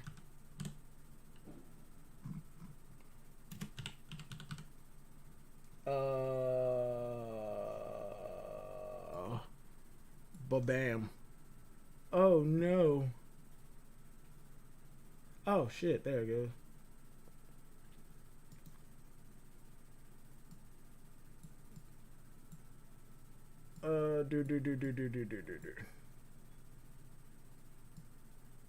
Yeah, there it is. Yeah, the only reason that I have a weapon engineer on this crew, on this fanfic crew, is just so I could give Shirai Baskud a position. If I could have pull it up on screen. Wait. We need to go to the moon. No, we don't. No, we don't. I don't see the necessity for going to the moon. At all. Like, at all. All we need is the information that was on the moon. And I guarantee you that's not the only place. I guarantee you the moon is not the only place that the information that NL has. That's not the only place that it is. That's not the only place that you can get that information. I guarantee it. It's history. It's just history saying, like, there are people on the moon, and they're like history. Guarantee you it's not the only place to get it. Tashigi would be the weapon master. The only weapons that Tashigi is an expert at is swords. How would she be the weapon? How would she be a weapon master when it comes to guns? Like, her expertise is swords. She can tell you, she can give you a high grade sword no matter what. Like, she can look at a barrel of swords and go, that one. Like, she can look at it and go, that one right there. And it'd be a beautiful sword. It'd be something that you wouldn't be able to replace. We Fire Emblem now. Hold up. No, they deal with everything in the crew. Yeah, I already read that. That was vice cap. I mean, that's second mate. Yamato is hype. Absolutely. We need to get to the moon. No. Usopp has no official role on the crew. He's barely a sniper. He does have an official position on the crew. He's the sniper. He's the sharpshooter. He's the sniper. Like, that's it. That's his official role. And I guess the best way that you can describe Usopp's position in the crew in terms of a real life pirate ship and not the romanticized pirates that you read in stories who go out hunting for buried treasure and shit, because that's not how actual real life pirates operated. They didn't go and search for unknown islands and come across it and start digging stuff up that was buried hundreds of years ago. Nah, they were people who attacked and raided European ships that had cargo on it, stole it, killed everybody, and resold it because they wanted their own nation in Havana. Like, that's what actual pirates were. And the only reason, and like the buried treasure thing came from an event that happened where I think it was a European ship that was carrying a lot of fucking gold. It shipwrecked on another island, and the people transporting the gold took all of it off of the ship and started burying it on the beach so that if anything happened to them, the gold wouldn't be stolen. Like, they wouldn't get the gold. I want to go to Shigi would be mad. I already read that. I want to go to the moon. I would rather an underworld arc. I would rather us go to Davy Jones' locker than go to the goddamn moon. I would much rather that shit. I'd rather Oda take a full 180 and say, fuck the scientific side of it. Fuck being able to explain off everybody's ability. We're going to the underworld on some spiritual shit. To hell with space pirates. I'm sticking to the supernatural aspect of a pirate story. I'm gonna leave the fanfic crew thing here because I feel like every stream I do now, it always draws back to this. That's what Luffy wanted from the beginning, a journey with a musician. Wait, hold on. I feel like I just skipped a lot of shit. Oh yeah, you said you wanted to go to the moon. Jesus Christ, Jason. Why do you want to go to the moon? Why do you want to go to the moon? Please tell. Why do you want to go to the moon? Cause space pirates? Go watch Treasure Planet. There's your space pirates. I actually really, really like Treasure Planet. I really, really like Treasure Planet.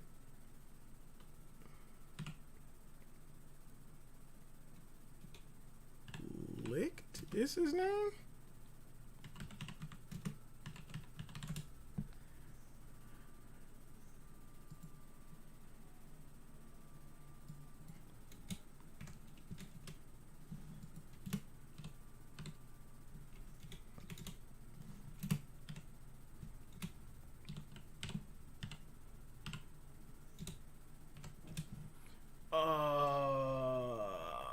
What the hell was I reading? How does a musician really count in a crew?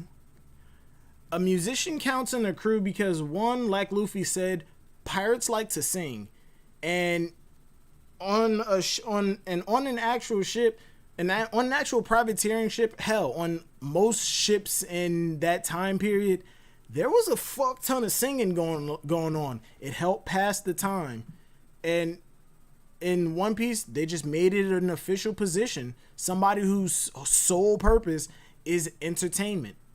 Like, his sole purpose is entertainment. So it's the musician. I get the musician. I get the musician role. Like, I really do. I don't think Yamato is going to be the next crew member. I still seeing him as a fleet commander under Luffy. If Kaido were to die this arc, the mantle of responsibility falls under his son. Same with Momo. We already know that Yamato wants nothing to do. Like, as far as we've seen, Yamato doesn't want anything to do with the Beast Pirates. If Kaido were to die, the crew wouldn't go to Yamato. Yeah, like, the crew wouldn't go to Yamato. It'd go to the vice captain, whoever that is. And I guess the normal assumption is King. We didn't have to go to Sky Island at first. We did have to go to Sky Island. We did have to go to the Sky Islands. The log pose was, before we even got to Jaya, the log pose was literally pointing up. And unless you follow the log pose, there's no other place they could have gone. The only reason that they even went to Jaya is because when they found when they came across the monkeys, they stole an eternal pose that they had. That's the only reason that we got to Jaya. If we didn't come across them, if we didn't come across the pseudo something alliance, we wouldn't have gotten that log pose, and we would have had to find a way to get up to the Sky Islands without any kind of help.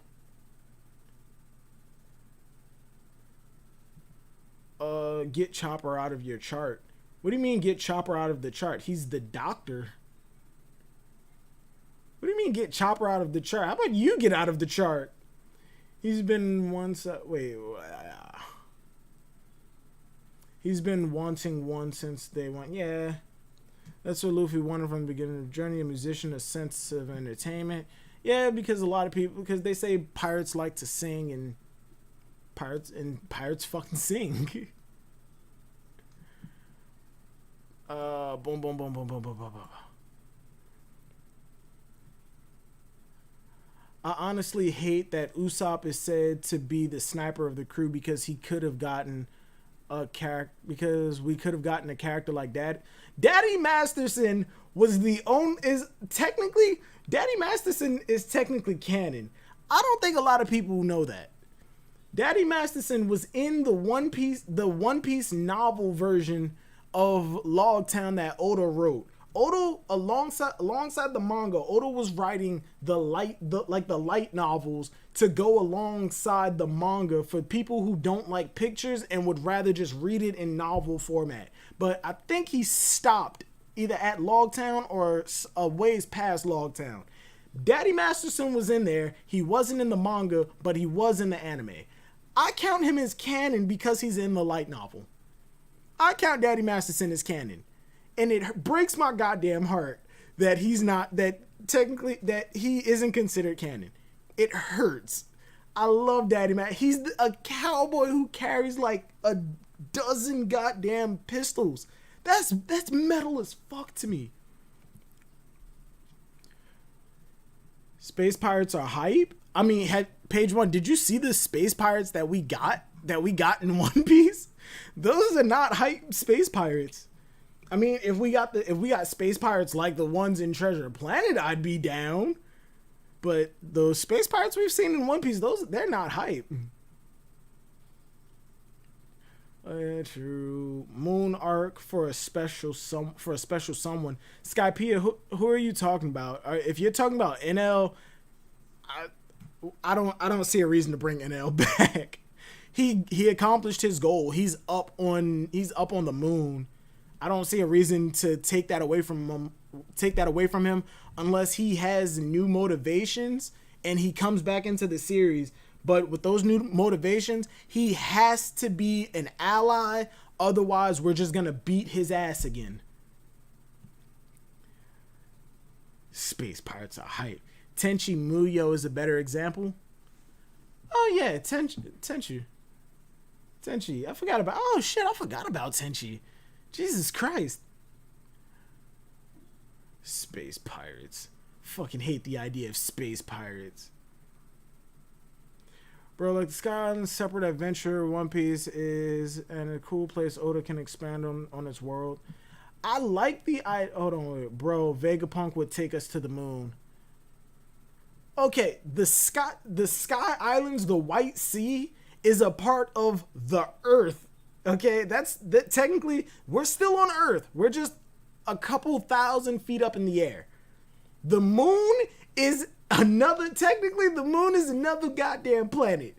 Technically. It has its own gravitational pull. Technically, it's its own planet. We're going to another fucking planet. I don't like the idea of space pirates. And on Oral Jackson, people used to argue that shit so much. Oh, if we go into space, Nami could use the stars to navigate. We're not going to separate planets. We're not getting two-piece where we're space pirates. We're just literally looking at the giant rock in the sky and going there. That's why a lot of people argued Monet joining, because she's an astronomer. She can navigate the stars. Navigators already do that. If At night, if they don't have a compass, they use the stars to navigate. They use constellations. I don't get that. I don't get that. I don't get it at all. I don't understand why people want a space arc so bad. That shit's so cliche. I'm tired of shit going to space. Why did Naruto have to go to space? Why did we have to go to the moon? I get that the revelation. Oh, spoiler alert for Boruto, for the Boruto manga. If anybody's reading it, one finger up for when I'm talking about spoilers. By the way, I'm gonna get a goddamn tag that'll have spoilers on it. But for now, finger up for spoilers. So mute until the finger goes down, and I'll stop talking about spoilers. But spoilers for Boruto. 1, 2, 3. You've been warned. Chakra comes from space. The Otsutsuki are all aliens. They plant the chakra seed. It becomes the Ten Tails. The Ten Tails takes root and becomes the chakra tree to make a fucking chakra fruit. Okay, and that's how everybody got chakra. That's it. The Otsutsuki are aliens.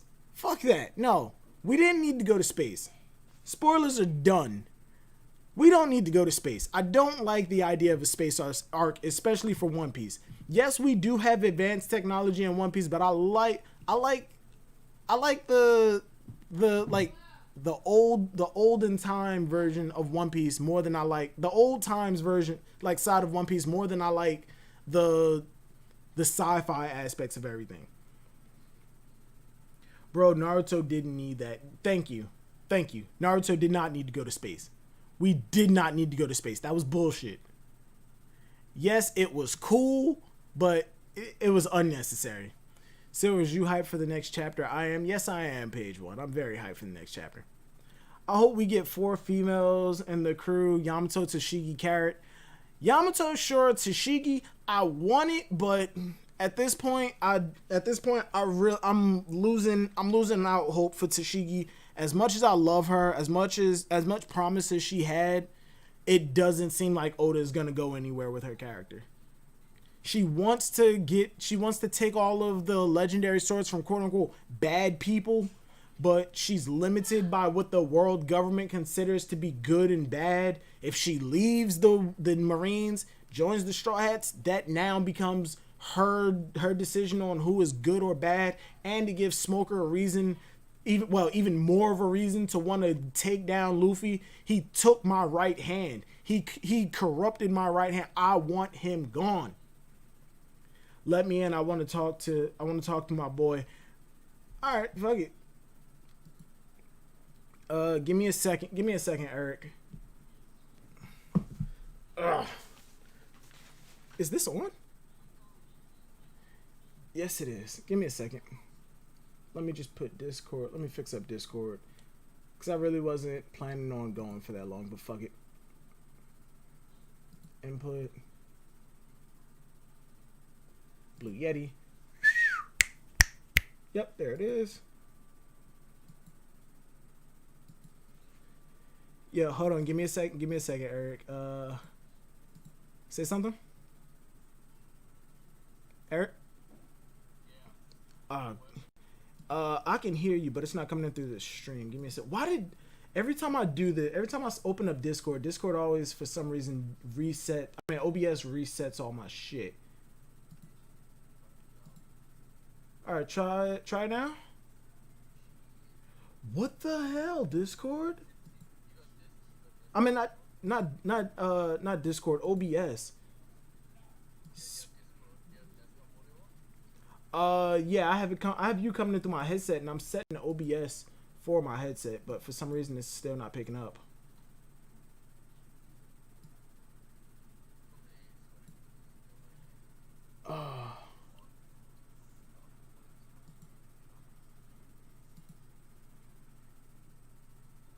Output headset. Okay, yeah. So what the hell? Okay, you know what I'm gonna do? I'm just going to add a new audio output capture and set it to headset. Hit OK. Try it now. One more. No, what the hell? All right, fuck it. It's coming in through the speakers. It is coming in through the goddamn speakers. Speakers. Where'd you get that Droid tablet? Amazon. Yeah, when? Oh, you said when? My bad. I got it. I want to say like a week ago. I'm trying to get more acquainted with 3D modeling, and I've been taking a few classes. I'm using Blender. It's free. I don't have to learn much. I don't have to learn much. I mean, I don't have to like pay for anything. What do you think about Yamato? I like her. Hold on. Wait. Eric, say something. Test. There we go. Fucking thank you. I apologize if there's an echo, but for some reason OBS wants to be an asshole and not let me use my goddamn headset. So, yeah, we're doing this. I like Yamato. I'm starting to, because you know every single character that pops up, the first words out of my mouth are new crew member. I like her, and I think that she's moving into my idea of what it means to be a candidate for, you know, being in the Straw Hats, but I need to see more. The whole idea. Go ahead. I think it's possible, but it's like he's very strong. Yeah. I mean, what do we go? What does the community go with, by the way? Is it he or she? She. Or at least that's what I'm going with, because the story's gonna refer to her as a he, so it's gonna be annoying. So I'm just gonna go with he because Carter's like my son, so he's just gonna be called son. So I might as well just go with he. Yeah, I'm still going with she, because from this chapter, granted it's not the official, but from this chapter, it says self-proclaimed Odin Kozuki, and I think the only and she saying that she's Odin Kozuki now. And Kaido doesn't like that, but still says my son. I'm gonna go with the she, because she doesn't identify as a man. Like Kiku identifies as a woman, so I'm saying she does identify as a man though, because she's like, Odin was a man, therefore I'm a man. Okay, yeah, that's fair. Well, I don't know. I've got a bunch of questions in the like community tab. It's like, is this super sexist or not? I'm like, whatever, you know. I feel like when it comes to a lot of like communities now, I'm not gonna name anything, but if you have representation for that certain community, then it's either sexist, it's racist, or you're doing it wrong, and if you don't have it, then you're not having proper representation. When it comes to these communities, I don't think that there's any winning. Like, I don't think you can win. I don't really care about like that shit. My biggest problem is like the hour of execution was like decent, but like relax. Like, I guess it was cool, but like we talked about how I dropped the ball with Odin already. So it's that whole like Odin was a cool guy, kind of still falling flat for me, because it was kind of like a little bit botched He was a man that he was an overdone man. Like, he was a manly man. He was cool, but it was overemphasized in my opinion. Yeah, it was like the whole showdown tell thing. It's like he fought Kaido and cut him, but it wasn't special or looked particularly good. So I'm underwhelmed by the whole thing.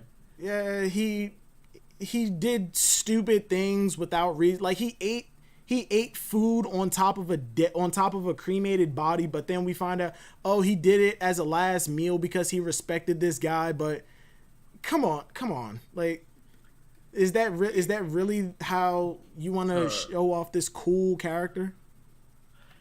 Yamato is super strong.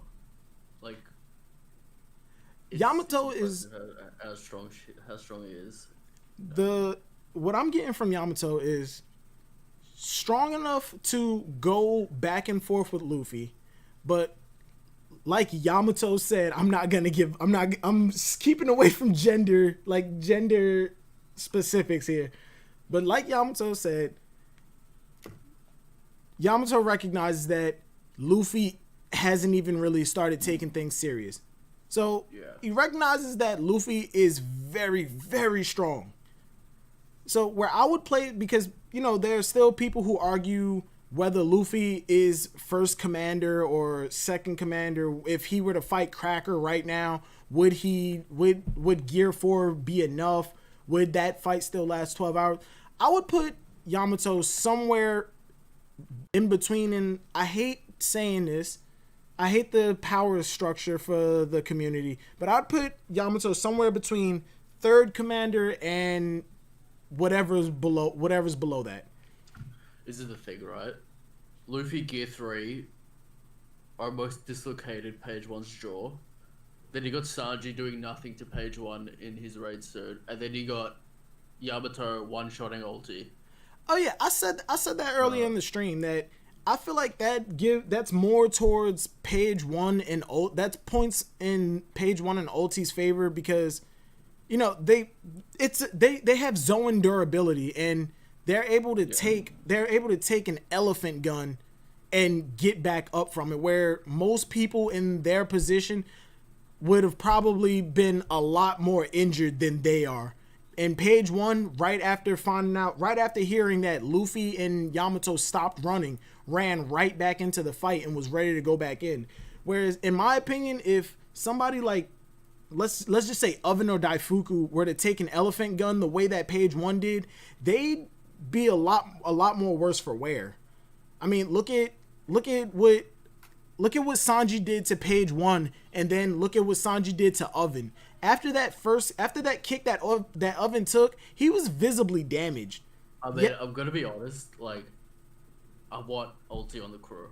I'm not ulti. I want Yamato on the crew. Oh, thank you. Okay. Like, Yamato is like a high-level candidate crew member. Absolutely. How do you feel about the journal? Because it's probably got secrets to Raftel, but Luffy's probably gonna rip it up. I was talking about that earlier too.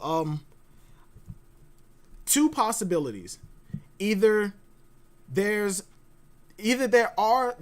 something referencing Raftel in the journal, but nothing too specific, because like I don't want to use Stampede as, you know, a reference here, but excuse me. I don't want to use Stampede as a reference here, but what we remember when in Stampede, when Bullet made the log pose, Roger took the log pose and threw it into the ocean.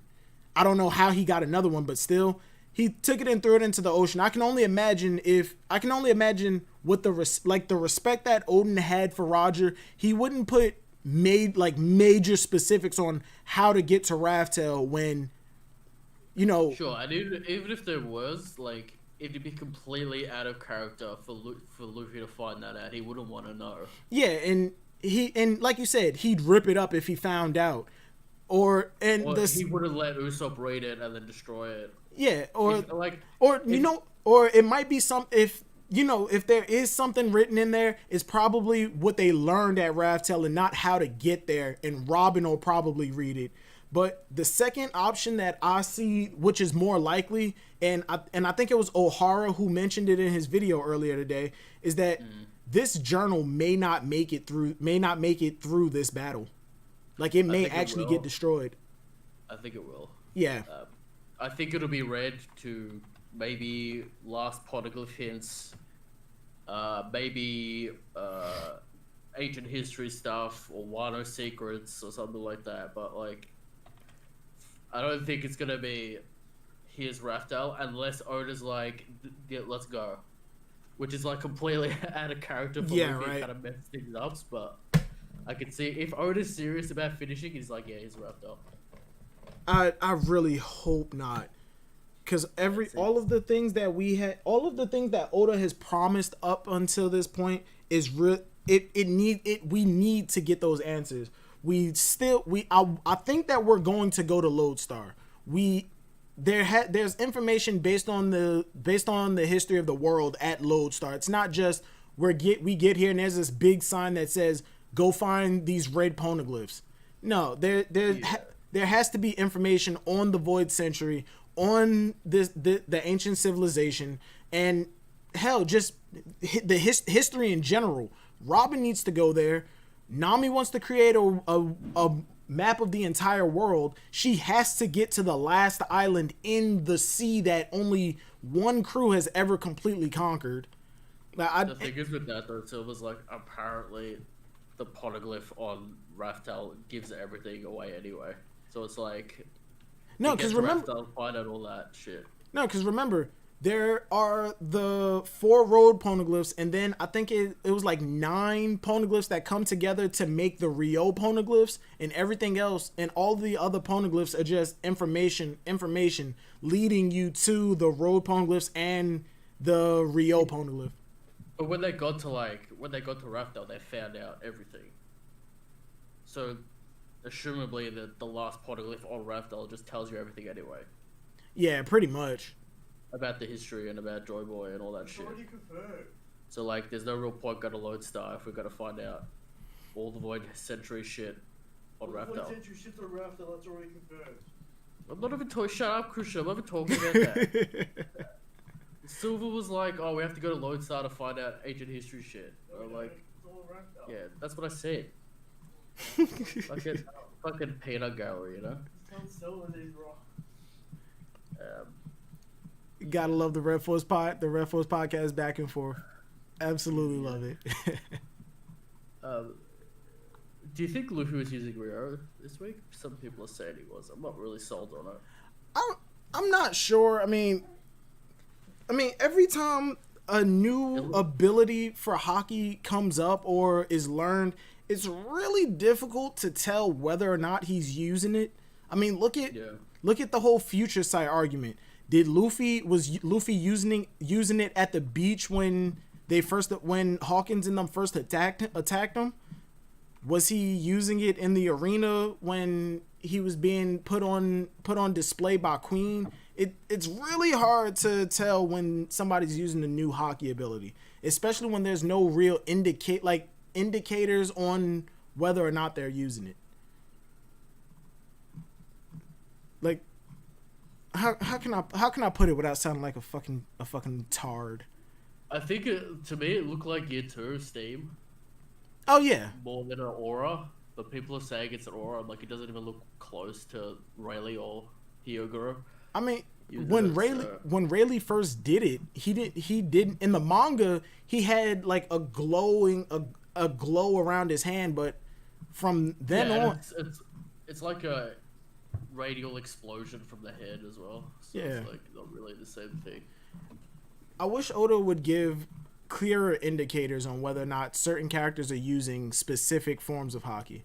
Like, I like the fact that he gave, the black hardening for armament. That just shows, we had, like, it shows the invisible arm, like the armor portion of it, and not just I can add force behind my attacks or I can touch a Logia. It's pretty much all of those. But when it comes to Rio, I want there to, like I said, I want there to be more indicators. Like, I think you'll know for sure when Rio is being used because it's already a pattern that Oda's using to show what it looks like. I mean, like the thing of hitting a character without making contact, that's easy to show. Just have a panel closing in on the attack actually missing. On the attack actually missing and the person still getting hit. I mean, that's easy. Did you see my thumbnail that I made? Yes, I did. Is that the That's a trope. Is that the Robin? Is that the Robin pose? That's Nami Treasure Cruise. Oh yeah. I just used it. I thought that was. As soon as I saw it after, I'm like, I'm gonna use that because it's got the right like expressions, like nutty. It's fucking. He drew 2 different characters, like they're not even close. From 1 week to the next. I mean, well, like he gave Yamato male hands last week. Wait, hold on. Did he really? Let me. Yeah, like the hands are all like square and like and beefy. tough. Yeah, with like really square thumb nails. They're not female hands. Hold on, I'm on the And chapter also, now. there's also like no tits. I'm like, all right. The chesticles. Bruh, it's I not can a understand. there's nothing. All right. I can understand that. I mean, Yamato had on the cloak or kimono, and in this chapter, in this chapter, she took it off. Yeah. She took it off when her and Luffy were in the attic. Apparently, she ripped off the sleeves. She didn't take it off. You can see her taking the Okay, sleeves yeah. off. Where's Eric's live reaction? Page 1, the Red Force podcast, they don't do live reactions. They do discussions on the chapter every week.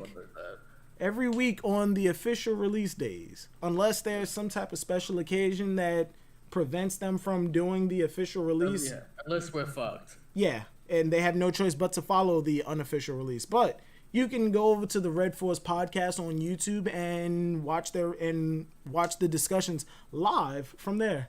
Lord 56, thank you for subbing, bro. How's it going? But yeah, I'm looking at the chapter and I do see what you mean. Like Yamato does have like the square hands and everything. Those hands look beefy. Those are pretty beefy hands. And the misdirection with the mask, that beard is not coming from the mask. In the panel where Yamato's running away, the beard is actually, you can actually see that it's underneath the mask. I'll buy the beard. I'm like, all right, it's kind of attached, but like, apparently the hint is that only females wear that Japanese mask, and I'm like, all right, Oda, I'm not Japanese, and I understand the reference. Wait, no, it's an Oni mask. It's an Oni mask. So only females wear this specific Oni mask? Yeah, apparently it's very specific.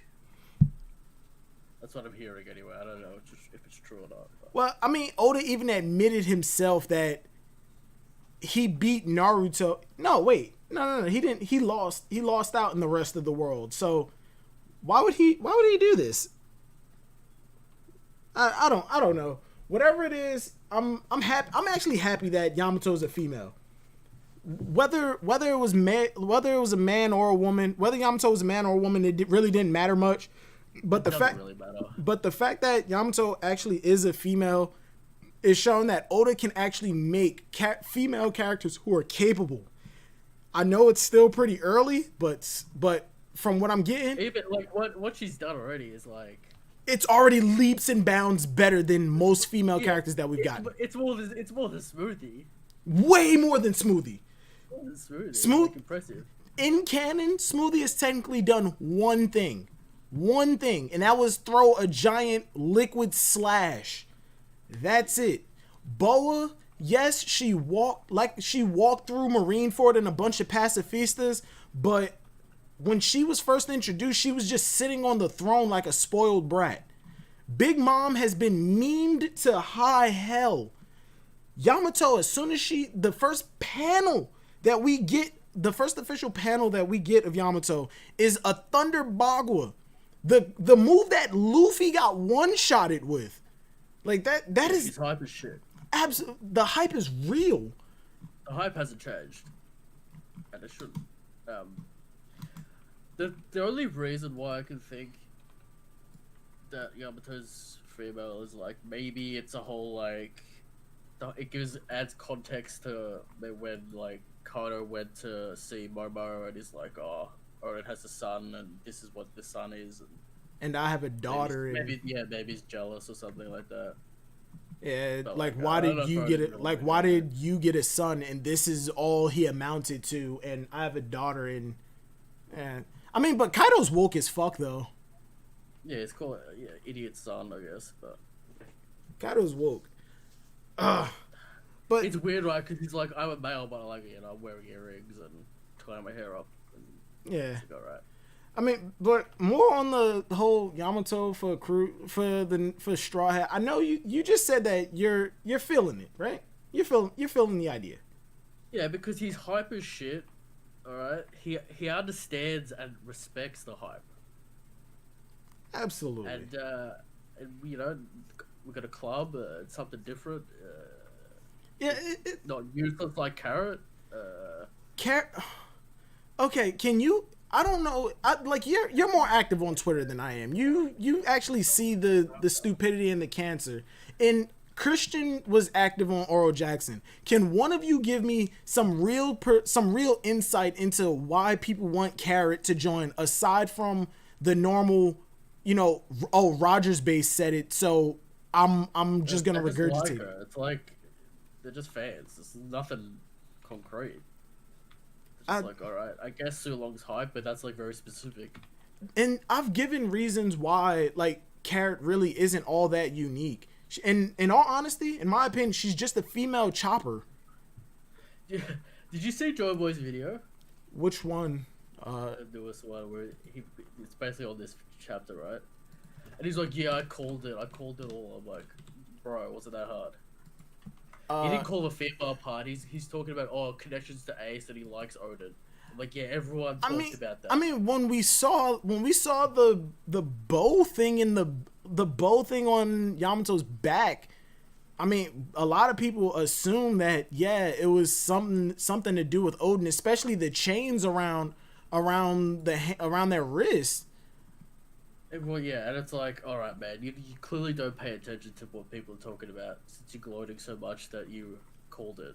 Like, it was basically everyone in the community being like, yeah, connections to Ace, connections to Odin. I mean, when obviously shit. I mean, when we got the flashback that Ace was in Wano, it's not hard to make the connection.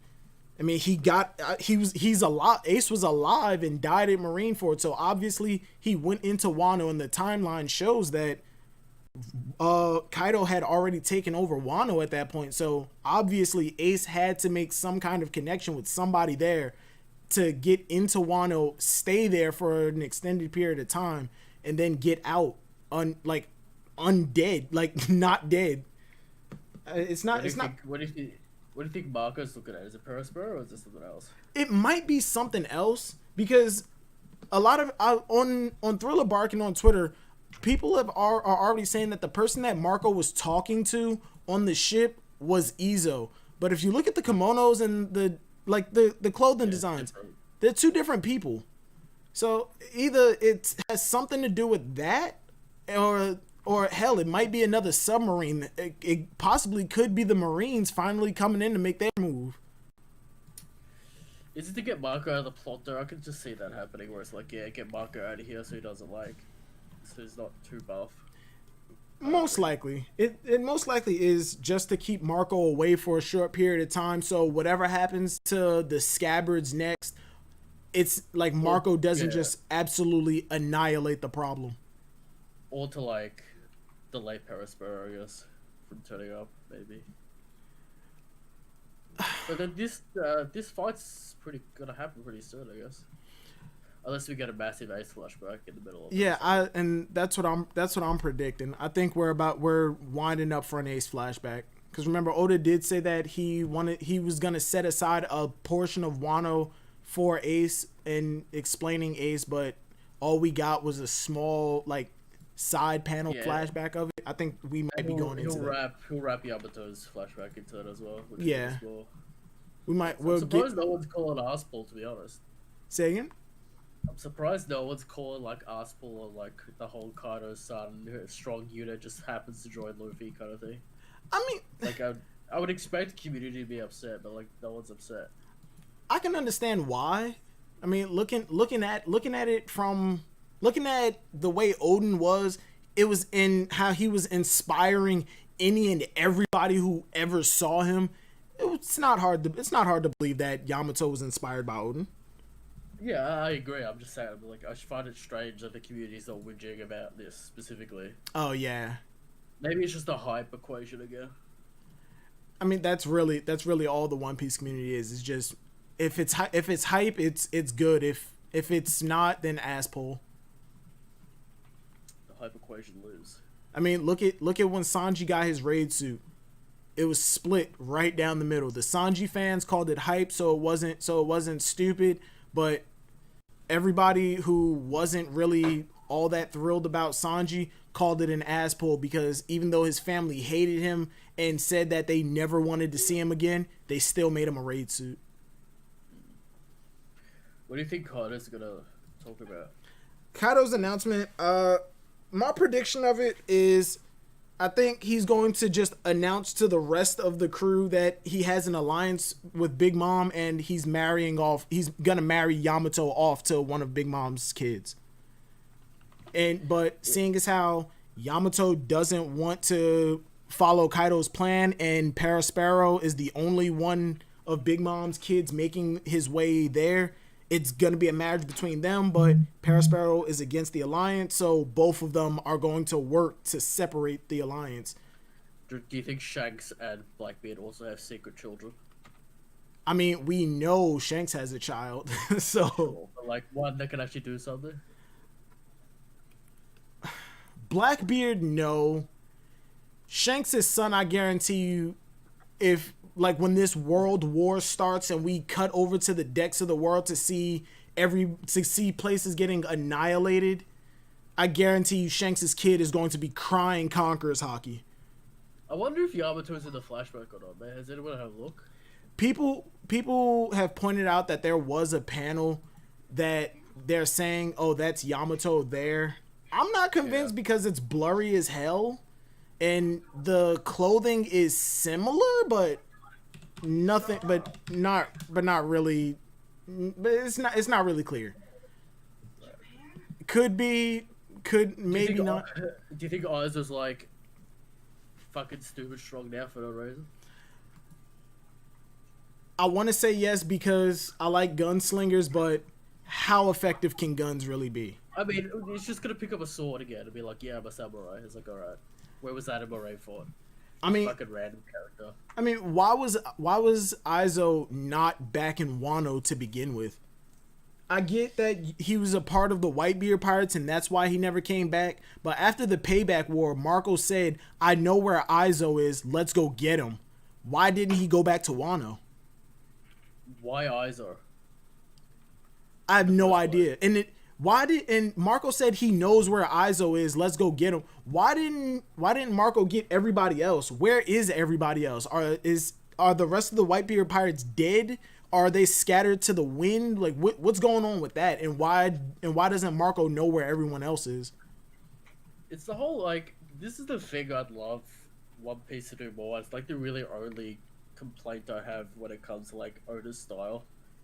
It's like he completely ignores like things that characters would ask and think about, at least on panel, where it's like, all right, well, how does the Big Mom Pirates know about King? What's the situation there? Or like, yeah, right. What's Marco think about Jozo and Vista and the whole situation there? Like at least give us something, a little anything. But it's just like ignored and assumed to be talked about like off panel.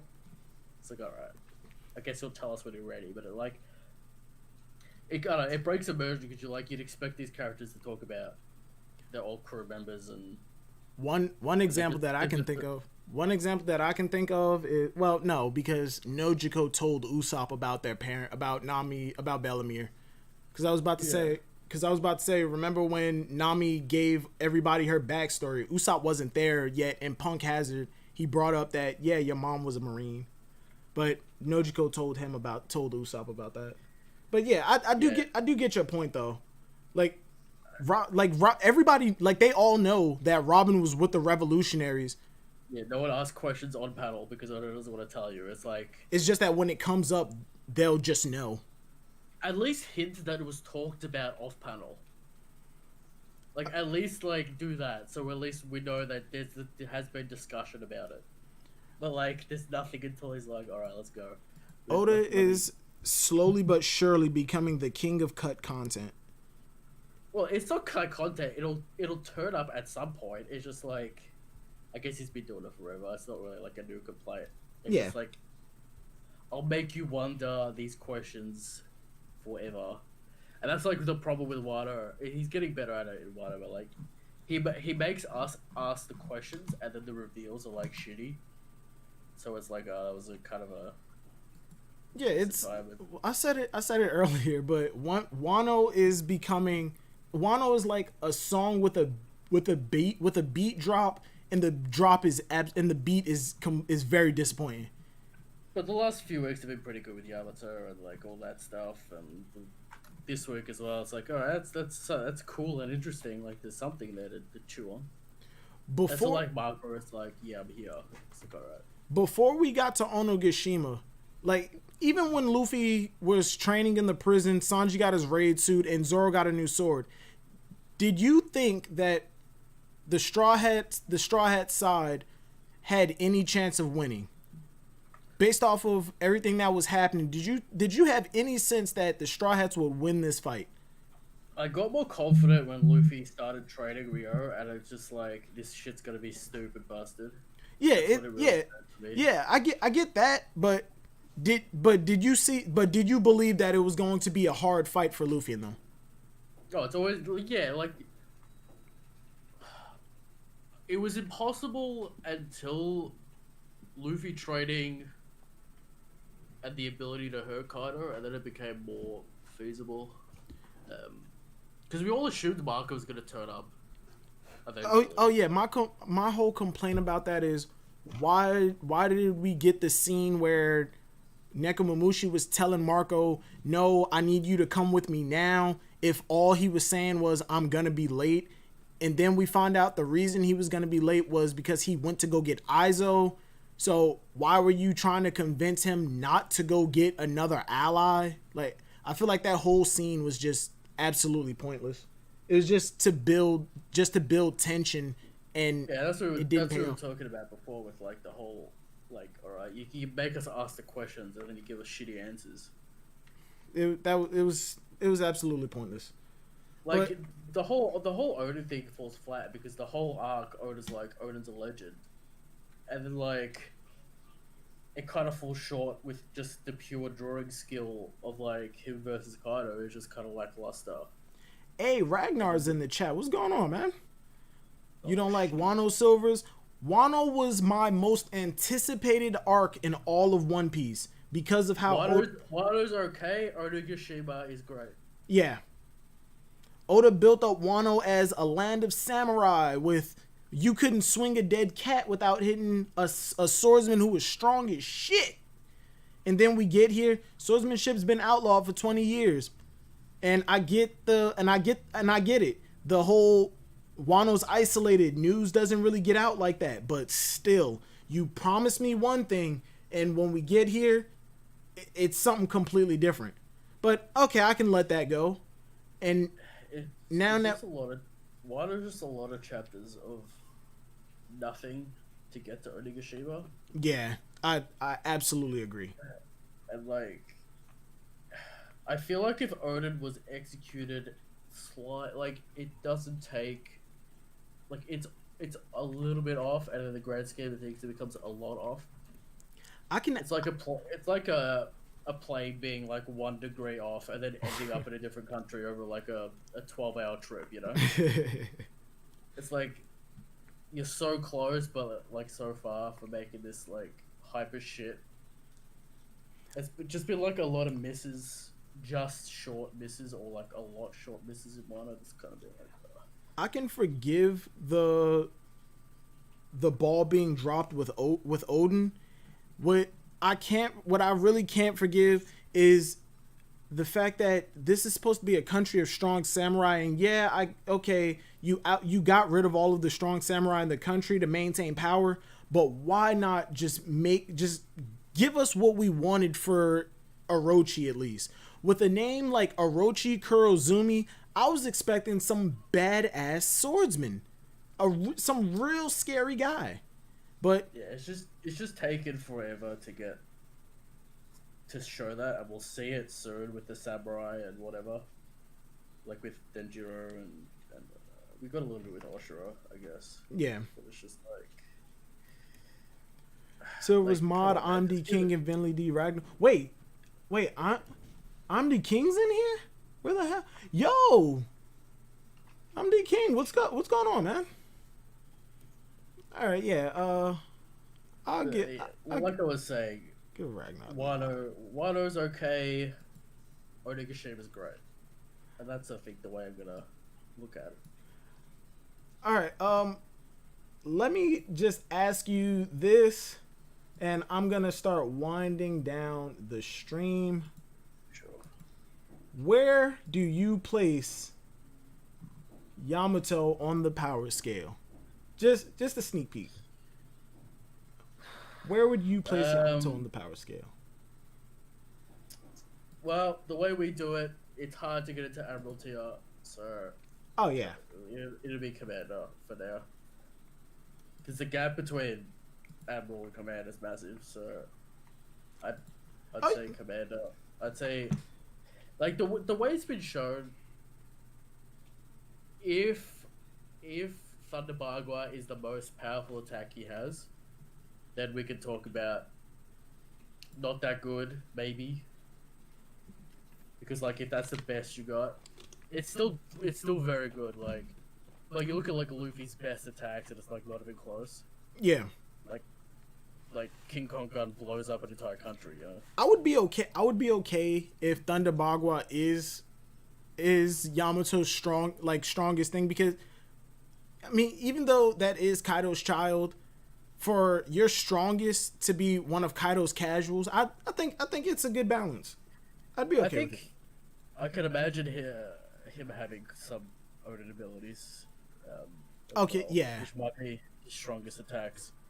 But it's like, you come on, you don't show your best first, you know? Oh, you don't do that. Oh yeah, I say that every time I argue people who say, oh, Luffy could have beaten Doflamingo in the beginning if he just popped Gear 4 as soon as it started. You don't throw out your best move at the very beginning. Well, especially in shonen or just anything really in storytelling. You don't use your best stuff first. Yeah, you use your best stuff. You use your best attacks towards the end to guarantee the KO, to guarantee your win. Or just like to hype people up, be like, "This is my best thing that I got." You don't get shittier attacks as the fight goes on. It's just boring. Oh my god, ridiculously boring. Could you imagine if Luffy started with King Kong and it ended on like a jet pistol? Yeah, a jet pistol. Was like, all right. Jesus Christ. That's anticlimactic, like ridiculously anticlimactic. It's just kind of, you gotta think about it like that sometimes. It was like, I feel like we've had a fight like that. What? Yeah. Why do I feel like we've had a fight like that though? We haven't. I guess Film Z is kind of like that, where they kind of gas out. Oh yeah, which is cool. Which is cool in their own right, but like they never really like threw massive shit at each other anyway. Yeah, it went from a big punches, and then it just turned into an exhausted like brawl between two guys. I thought that was gonna happen with Katakuri. It kind of did, but like, not really. Yeah. It would have been cool if like they got to the end and no one had any haki left. It was just about like fucking will, whoever stands, which I guess it kind of was. But did you just suggest? Did Eric just suggest a Naruto fight for One Piece? Which fight? What are we talking about? Naruto versus Sasuke, the last fight. I didn't say that. That's how it played out. They ran out of chocolate. I mean, yeah, but not really, because like, I mean, it was kind of like 3 pages and kind of dumb. Yeah. But all right, I think I'm about to start winding down. I have to be to work in, Jesus Christ, like 8 hours, and I haven't slept, and I smell like butt. I need to shower. You still eat them nugs? I have given up chicken nuggets. I've given up Mackers for what has it been, like 2 weeks now? I've been eating salads, baked potatoes, and pasta and beans for the past few weeks. I guess that's better than chicken nuggets. It's massively better than chicken nuggets. I feel 1,000 times better without all that grease. Yeah, good. Thanks for the stream. Hey, Nicholas, thank you. Since there's no chapter next week, all right, Eric, I'll talk to you later, bro. See ya, bro. Take it easy. Since there's no chapter next week, I think I might just do a regular stream, or I might like work on a video. I'm not going to promise anything. Hold on, wait. Fan crew, bam. I'm not going to promise anything, because every time I make a promise, every time I make a promise, I never keep it. I say, I'm going to continue reading the Tower of God. 5 weeks later, hey guys, I'm finally getting back in the Tower of God. No. Congratulations on getting off your chicken nuggets. Yo, thank you, but it does not deserve a congratulations. Silver's Meat, please make a possible YamatoForStrawhat video. Don't promise it, but consider it, please. It's already on my list. I have a thumbnail made for it. I have a thumbnail made. As a matter of fact, if my camera didn't like fuck up with the white balance and everything was just a big blur of white, you could see the thumbnail. You can see the thumbnail right here. As a matter of right here. That's the thumbnail. That's the thumbnail. I have a thumbnail for it. I just need to make the script and I need to make the video. But I'm trying to get better at making my videos, because I feel like the ones that I do make that I have a script for, I feel monotone, and it's really, really easy to tell that I'm reading from a script. But yeah, thank you everybody for coming through. Wait, hold on. Goddamn. How long have we been going? I got 10 minutes until 11. We've been going for 2 hours and 30 minutes. I guess I could go for like 5 or 10 more minutes. Catch up with the chat, because Ragnar and King were in here, but I did not notice, and I've been ignoring the chat for a minute. I could go for like 5 or 10 minutes looking at the chat. Boom, boom, boom. Damn, autocorrect sucks. Look, if Katakuri, if Big Mom falls, Katakuri would take responsibility of Whole Cake Island. I feel like if Katakuri, who said this?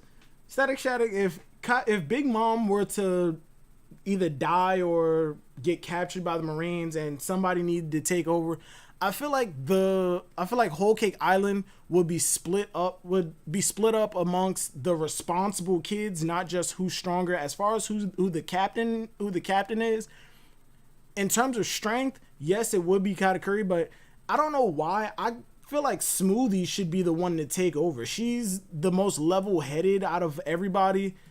Katakuri is level-headed, but when it comes to his family, don't fuck with the family, otherwise he'll lose it. He'll fucking lose it.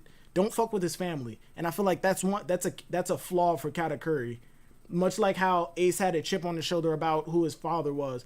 Katakuri, he cares too much for his family, he cares too much about his family to a flaw. Like, and this sounds fucked up, but try and understand, please, that he'll put his family over the well-being of others. The needs of the many outweigh the needs of the few. And if one of his brothers or sisters are in trouble, he'll go after them, leaving Whole Cake Island or Totland defenseless. How about that Hunter x Hunter chapter? I don't read Hunter x Hunter. Man hands from Seinfeld. That's funny as hell. Oh damn, I'm way far back. When you end the stream, I'm pretty tired. Yeah, like 10 more minutes. Goddamn, I said that. Damn, you asked that mad long ago. Daddy issue Ace. Absolutely. Ace had serious daddy issues. And I love and hate that about Ace. What the hell is this? Twitter. Oh. Something that I want to fix on here. Oh, here it is.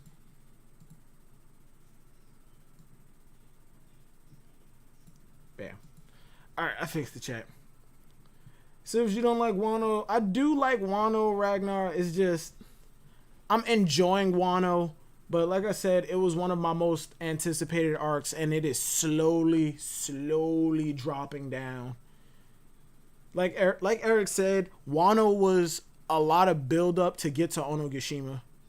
when all of the hype throughout the series that we've had was all for Wano. Smoothie, inaccurate Getsuga Tensho versus Yamato's one shot. I'd go with the latter. Absolutely. Absolutely, Fender dude. The chains were because Kaido previously locked Yamato up. The chains mean nothing. I don't remember Yamato ever saying that I was locked up. I remember Yamato saying that Kaido beat the hell out of her because she said that she admired Odin and like she proclaimed that she was Odin. God damn, why does my chat keep jumping like that? They introduced Yamato a lot sooner than usual. I want to say yeah, but we found out about who Yamato was and oh yeah, you have a son. And then like we went a couple chapters wondering who the hell is Yamato? Did we see Yamato? When is Yamato showing up? And a lot of I do agree with you. I do agree with you that like Yamato showed up a lot sooner than people thought. Like I was half expecting Yamato to continue to hide, and I was expecting Yamato to be like some Weevil looking motherfucker. And I would not have been surprised. Oda's been dropping the ball with the character designs. Except for page 1. Page 1 is hype. The Toby Roper are actually kind of cool. What up? Yo, I'm D King and Ragnar. I did not know that you guys are in here. Honestly, I didn't like Wano either till Odin flashback page 1. Page 1 fight and the latest 10 chapters. Jason, I kind of agree with you. The Odin flashback really didn't do much to increase my hype. It got me interested again. It got me speculating again because before the Odin flashback, Wano was disappointing me to the point where all of my speculations and like I guess personal theories that I had, I just said fuck it. I'm not even expecting any of it to happen anymore. I'm just here for the show. I'm going to enjoy One Piece without expecting much.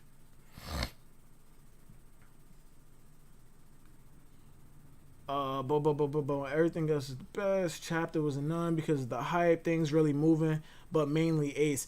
Absolutely, Ragnar. Bro. Oh my God. If this really is leading into the Ace flashback, I'm so fucking hyped. I'm so hyped. Showcasing for Ace and Wano, especially if there's a crazy ass fight between Ace and Yamato, like a serious showcasing of Ace. Are we gonna be able to place Ace on a power scale? Are people gonna finally stop saying Ace don't have hockey? He doesn't have observation hockey. He don't have this. He don't have that.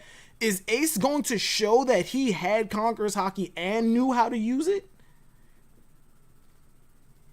Like there's a lot of implications. Like there's a lot of things that you can infer from that. Oda overhyped the arc and the expectations for me.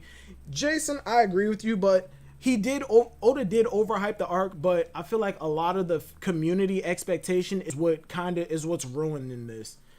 He overhyped it to the point where when we finally found out we were finally headed to Wano, we got arcs in between that came out of nowhere, and we couldn't enjoy those arcs because we wanted to get to Wano, and then it didn't pan out. So now not only were we disappointed for Wano, we were disappointed for Whole Cake Island, and we wanted to hurry up and leave Zou instead of just taking in the wonder and the mysticism of Jesus Christ. This is an island of beastmen. This island is a giant elephant that is wandering the ocean. Like in hindsight, that's fucking amazing. Most fantasy series that have a moving island on top of a giant animal, it's normally a turtle. Like it's on the back of a giant turtle, an island turtle. And I think that has something to do with some religion or whatever, but like the universe is on the back of a giant turtle or whatever. I know Stephen King has it in the Dark Tower series. Mwah, I love the Dark Tower. One of the reasons that I love gunslingers so much. Roland Deschain, Roland of Eld. the last descendant of King Arthur himself. Hunter x Hunter or Tokyo Ghoul is my favorite. Hey. Gave it a 9. God bless Dritz. Dritz the goddamn drag down. And he definitely lives up to that name. Gags get used too much, but I still most of them funny. I feel like ever since we got into the new world, gags in One Piece have been like overused to the point that it's taken away from the danger of the new world, and it's making the gags just not funny anymore. I'm so done with Sanji and his pervert gag at this point that I could see it. I could never see it again, and it still be too soon. Yamato is under Jinbei if she was on the crew. I agree, and that's exactly where I would want to place Yamato, either beneath or equal to Jinbei. I would absolutely place Yamato around that area. Given that she was back and forth with Ace, though. Wait, OT is lit. I agree. Oh yeah, really chilling. I totally forgot. Page 1. If she did, there would no fruit be impressed. Yamato for Straw Hat. Absolutely, page 1. Yamato for Straw Hat. I'm 100%. I'm 1,000% on board with Yamato joining. I'm 1,000% on board for Yamato joining. If we get Yamato and Momonosuke, I would be over the moon. I would almost forgive everything that happened in Wano if we got both of them. And if you want to mirror, like people tell me, oh, that Luffy's crew parallels Rogers, Luffy's crew has to parallel Rogers.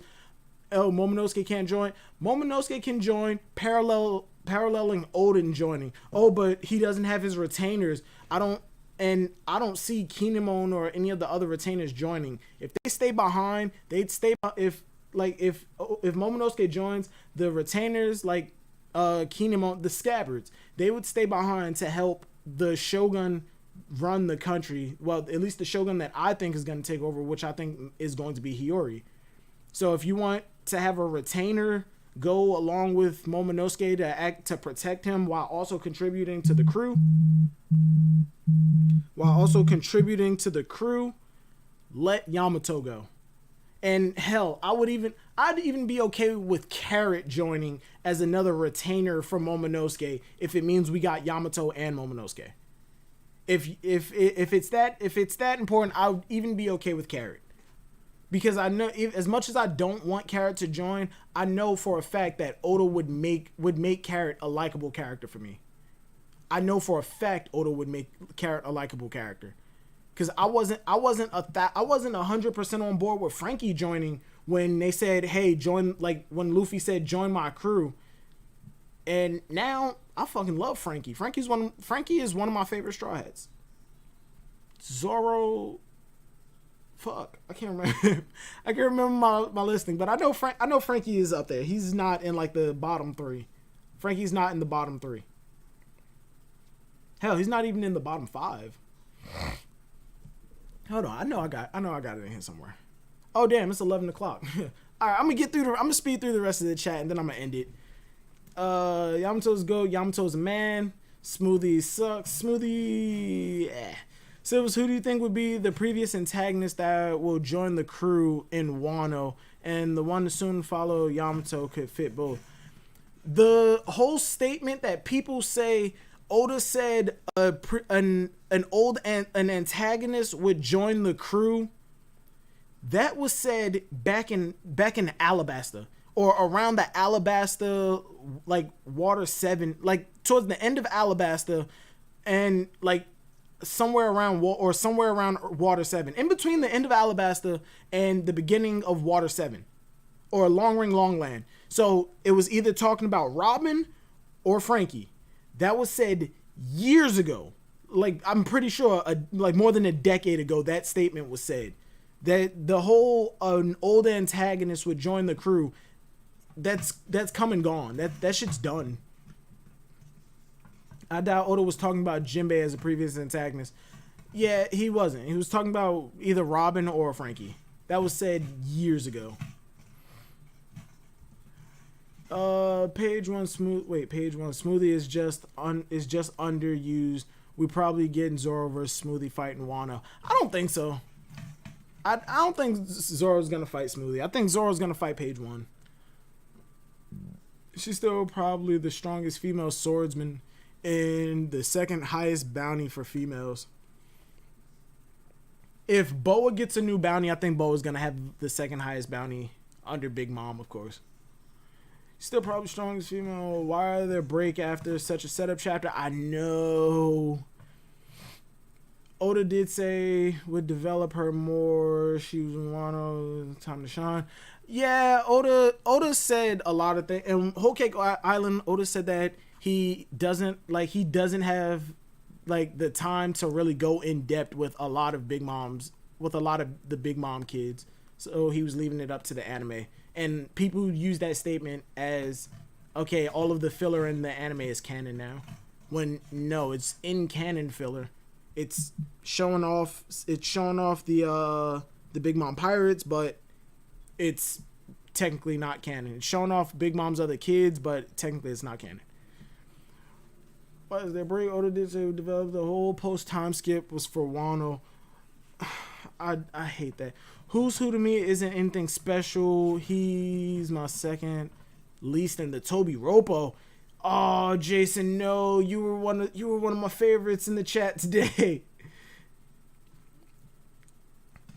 You can't power scale Ace. He's retcon too much. He has all Hockeys confirmed, but didn't use hockey attacks to Logias when he should have. Okay. In Marineford, Hockey was not as stable of a power structure as it is now. So, and the Ace novel confirmed that he had Hockey when he got to Saboti. So, Hockey wasn't a developed power system back in wasn't as solid of a power system back in Marineford, but we found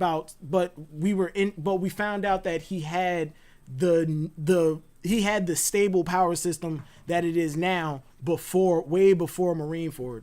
So it's not retcon. It just happened to be in a place in the series that, like, Marineford just happened to be at a place in the series where Hockey wasn't as developed as it is. Because if that was the case, Marco and Vista should have hurt Akainu more than they did. And you can say Future Sight or whatever. Future Sight was not a thing the way it is now back in Marineford. It just wasn't.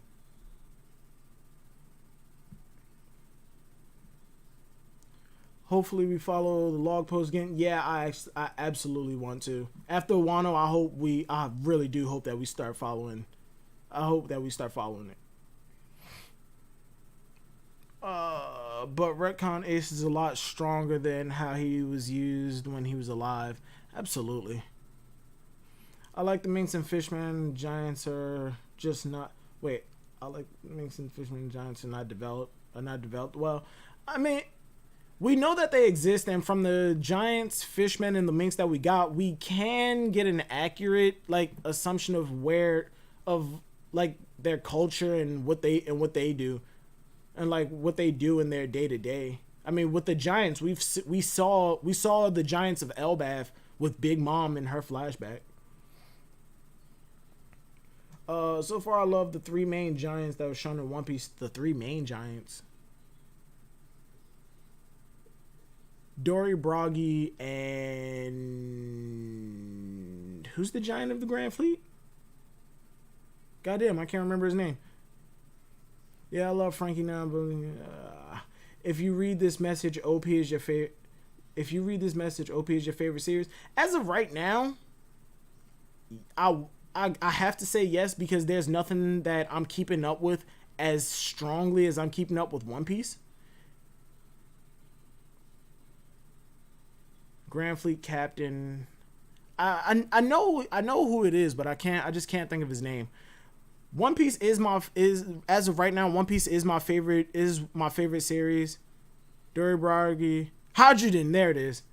All right, there it is. But yeah, One Piece is my favorite series. But I do have other series that I like and enjoy just as much. It's just that I know the schedule for One Piece, and I'm actively looking forward to the chapter releases for One Piece. So much, in fact, that I'm reading the non-official translations.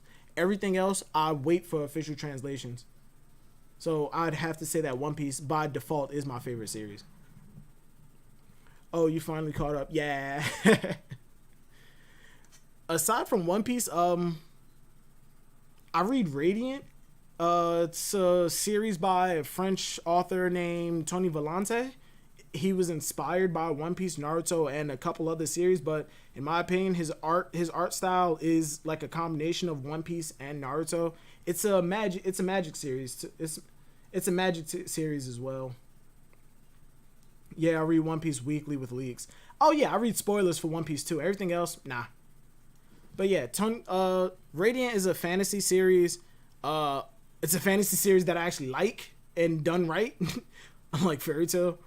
The only issue that I actively have with Radiant is that it seems like every arc, like literally every arc, Seth goes into a training montage. There's some type of training montage for Seth every single arc. And I hate that shit. I hate it. What about Oimo and Kashi? Oh yeah, Oimo and Kashi. What the fuck happened to them?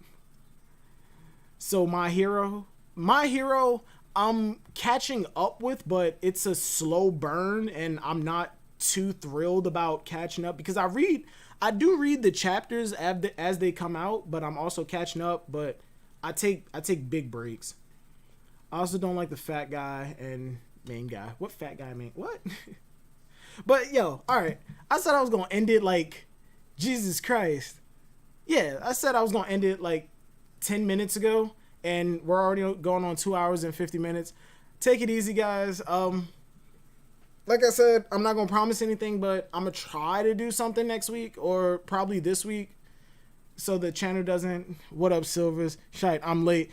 Sonny, you were definitely late. I'm ending. I'm ending right here. I'm sorry. Tune in next week. Maybe, possibly, I don't know. But yeah, and y'all actually did convince me that the what if video that I had, I'm gonna re-record it and I'm gonna release it before I hit 1,000 subs. When? I'm not sure. So don't hold me to that. But yeah, take it easy. Have a good one. Peace. I'm gonna see y'all later.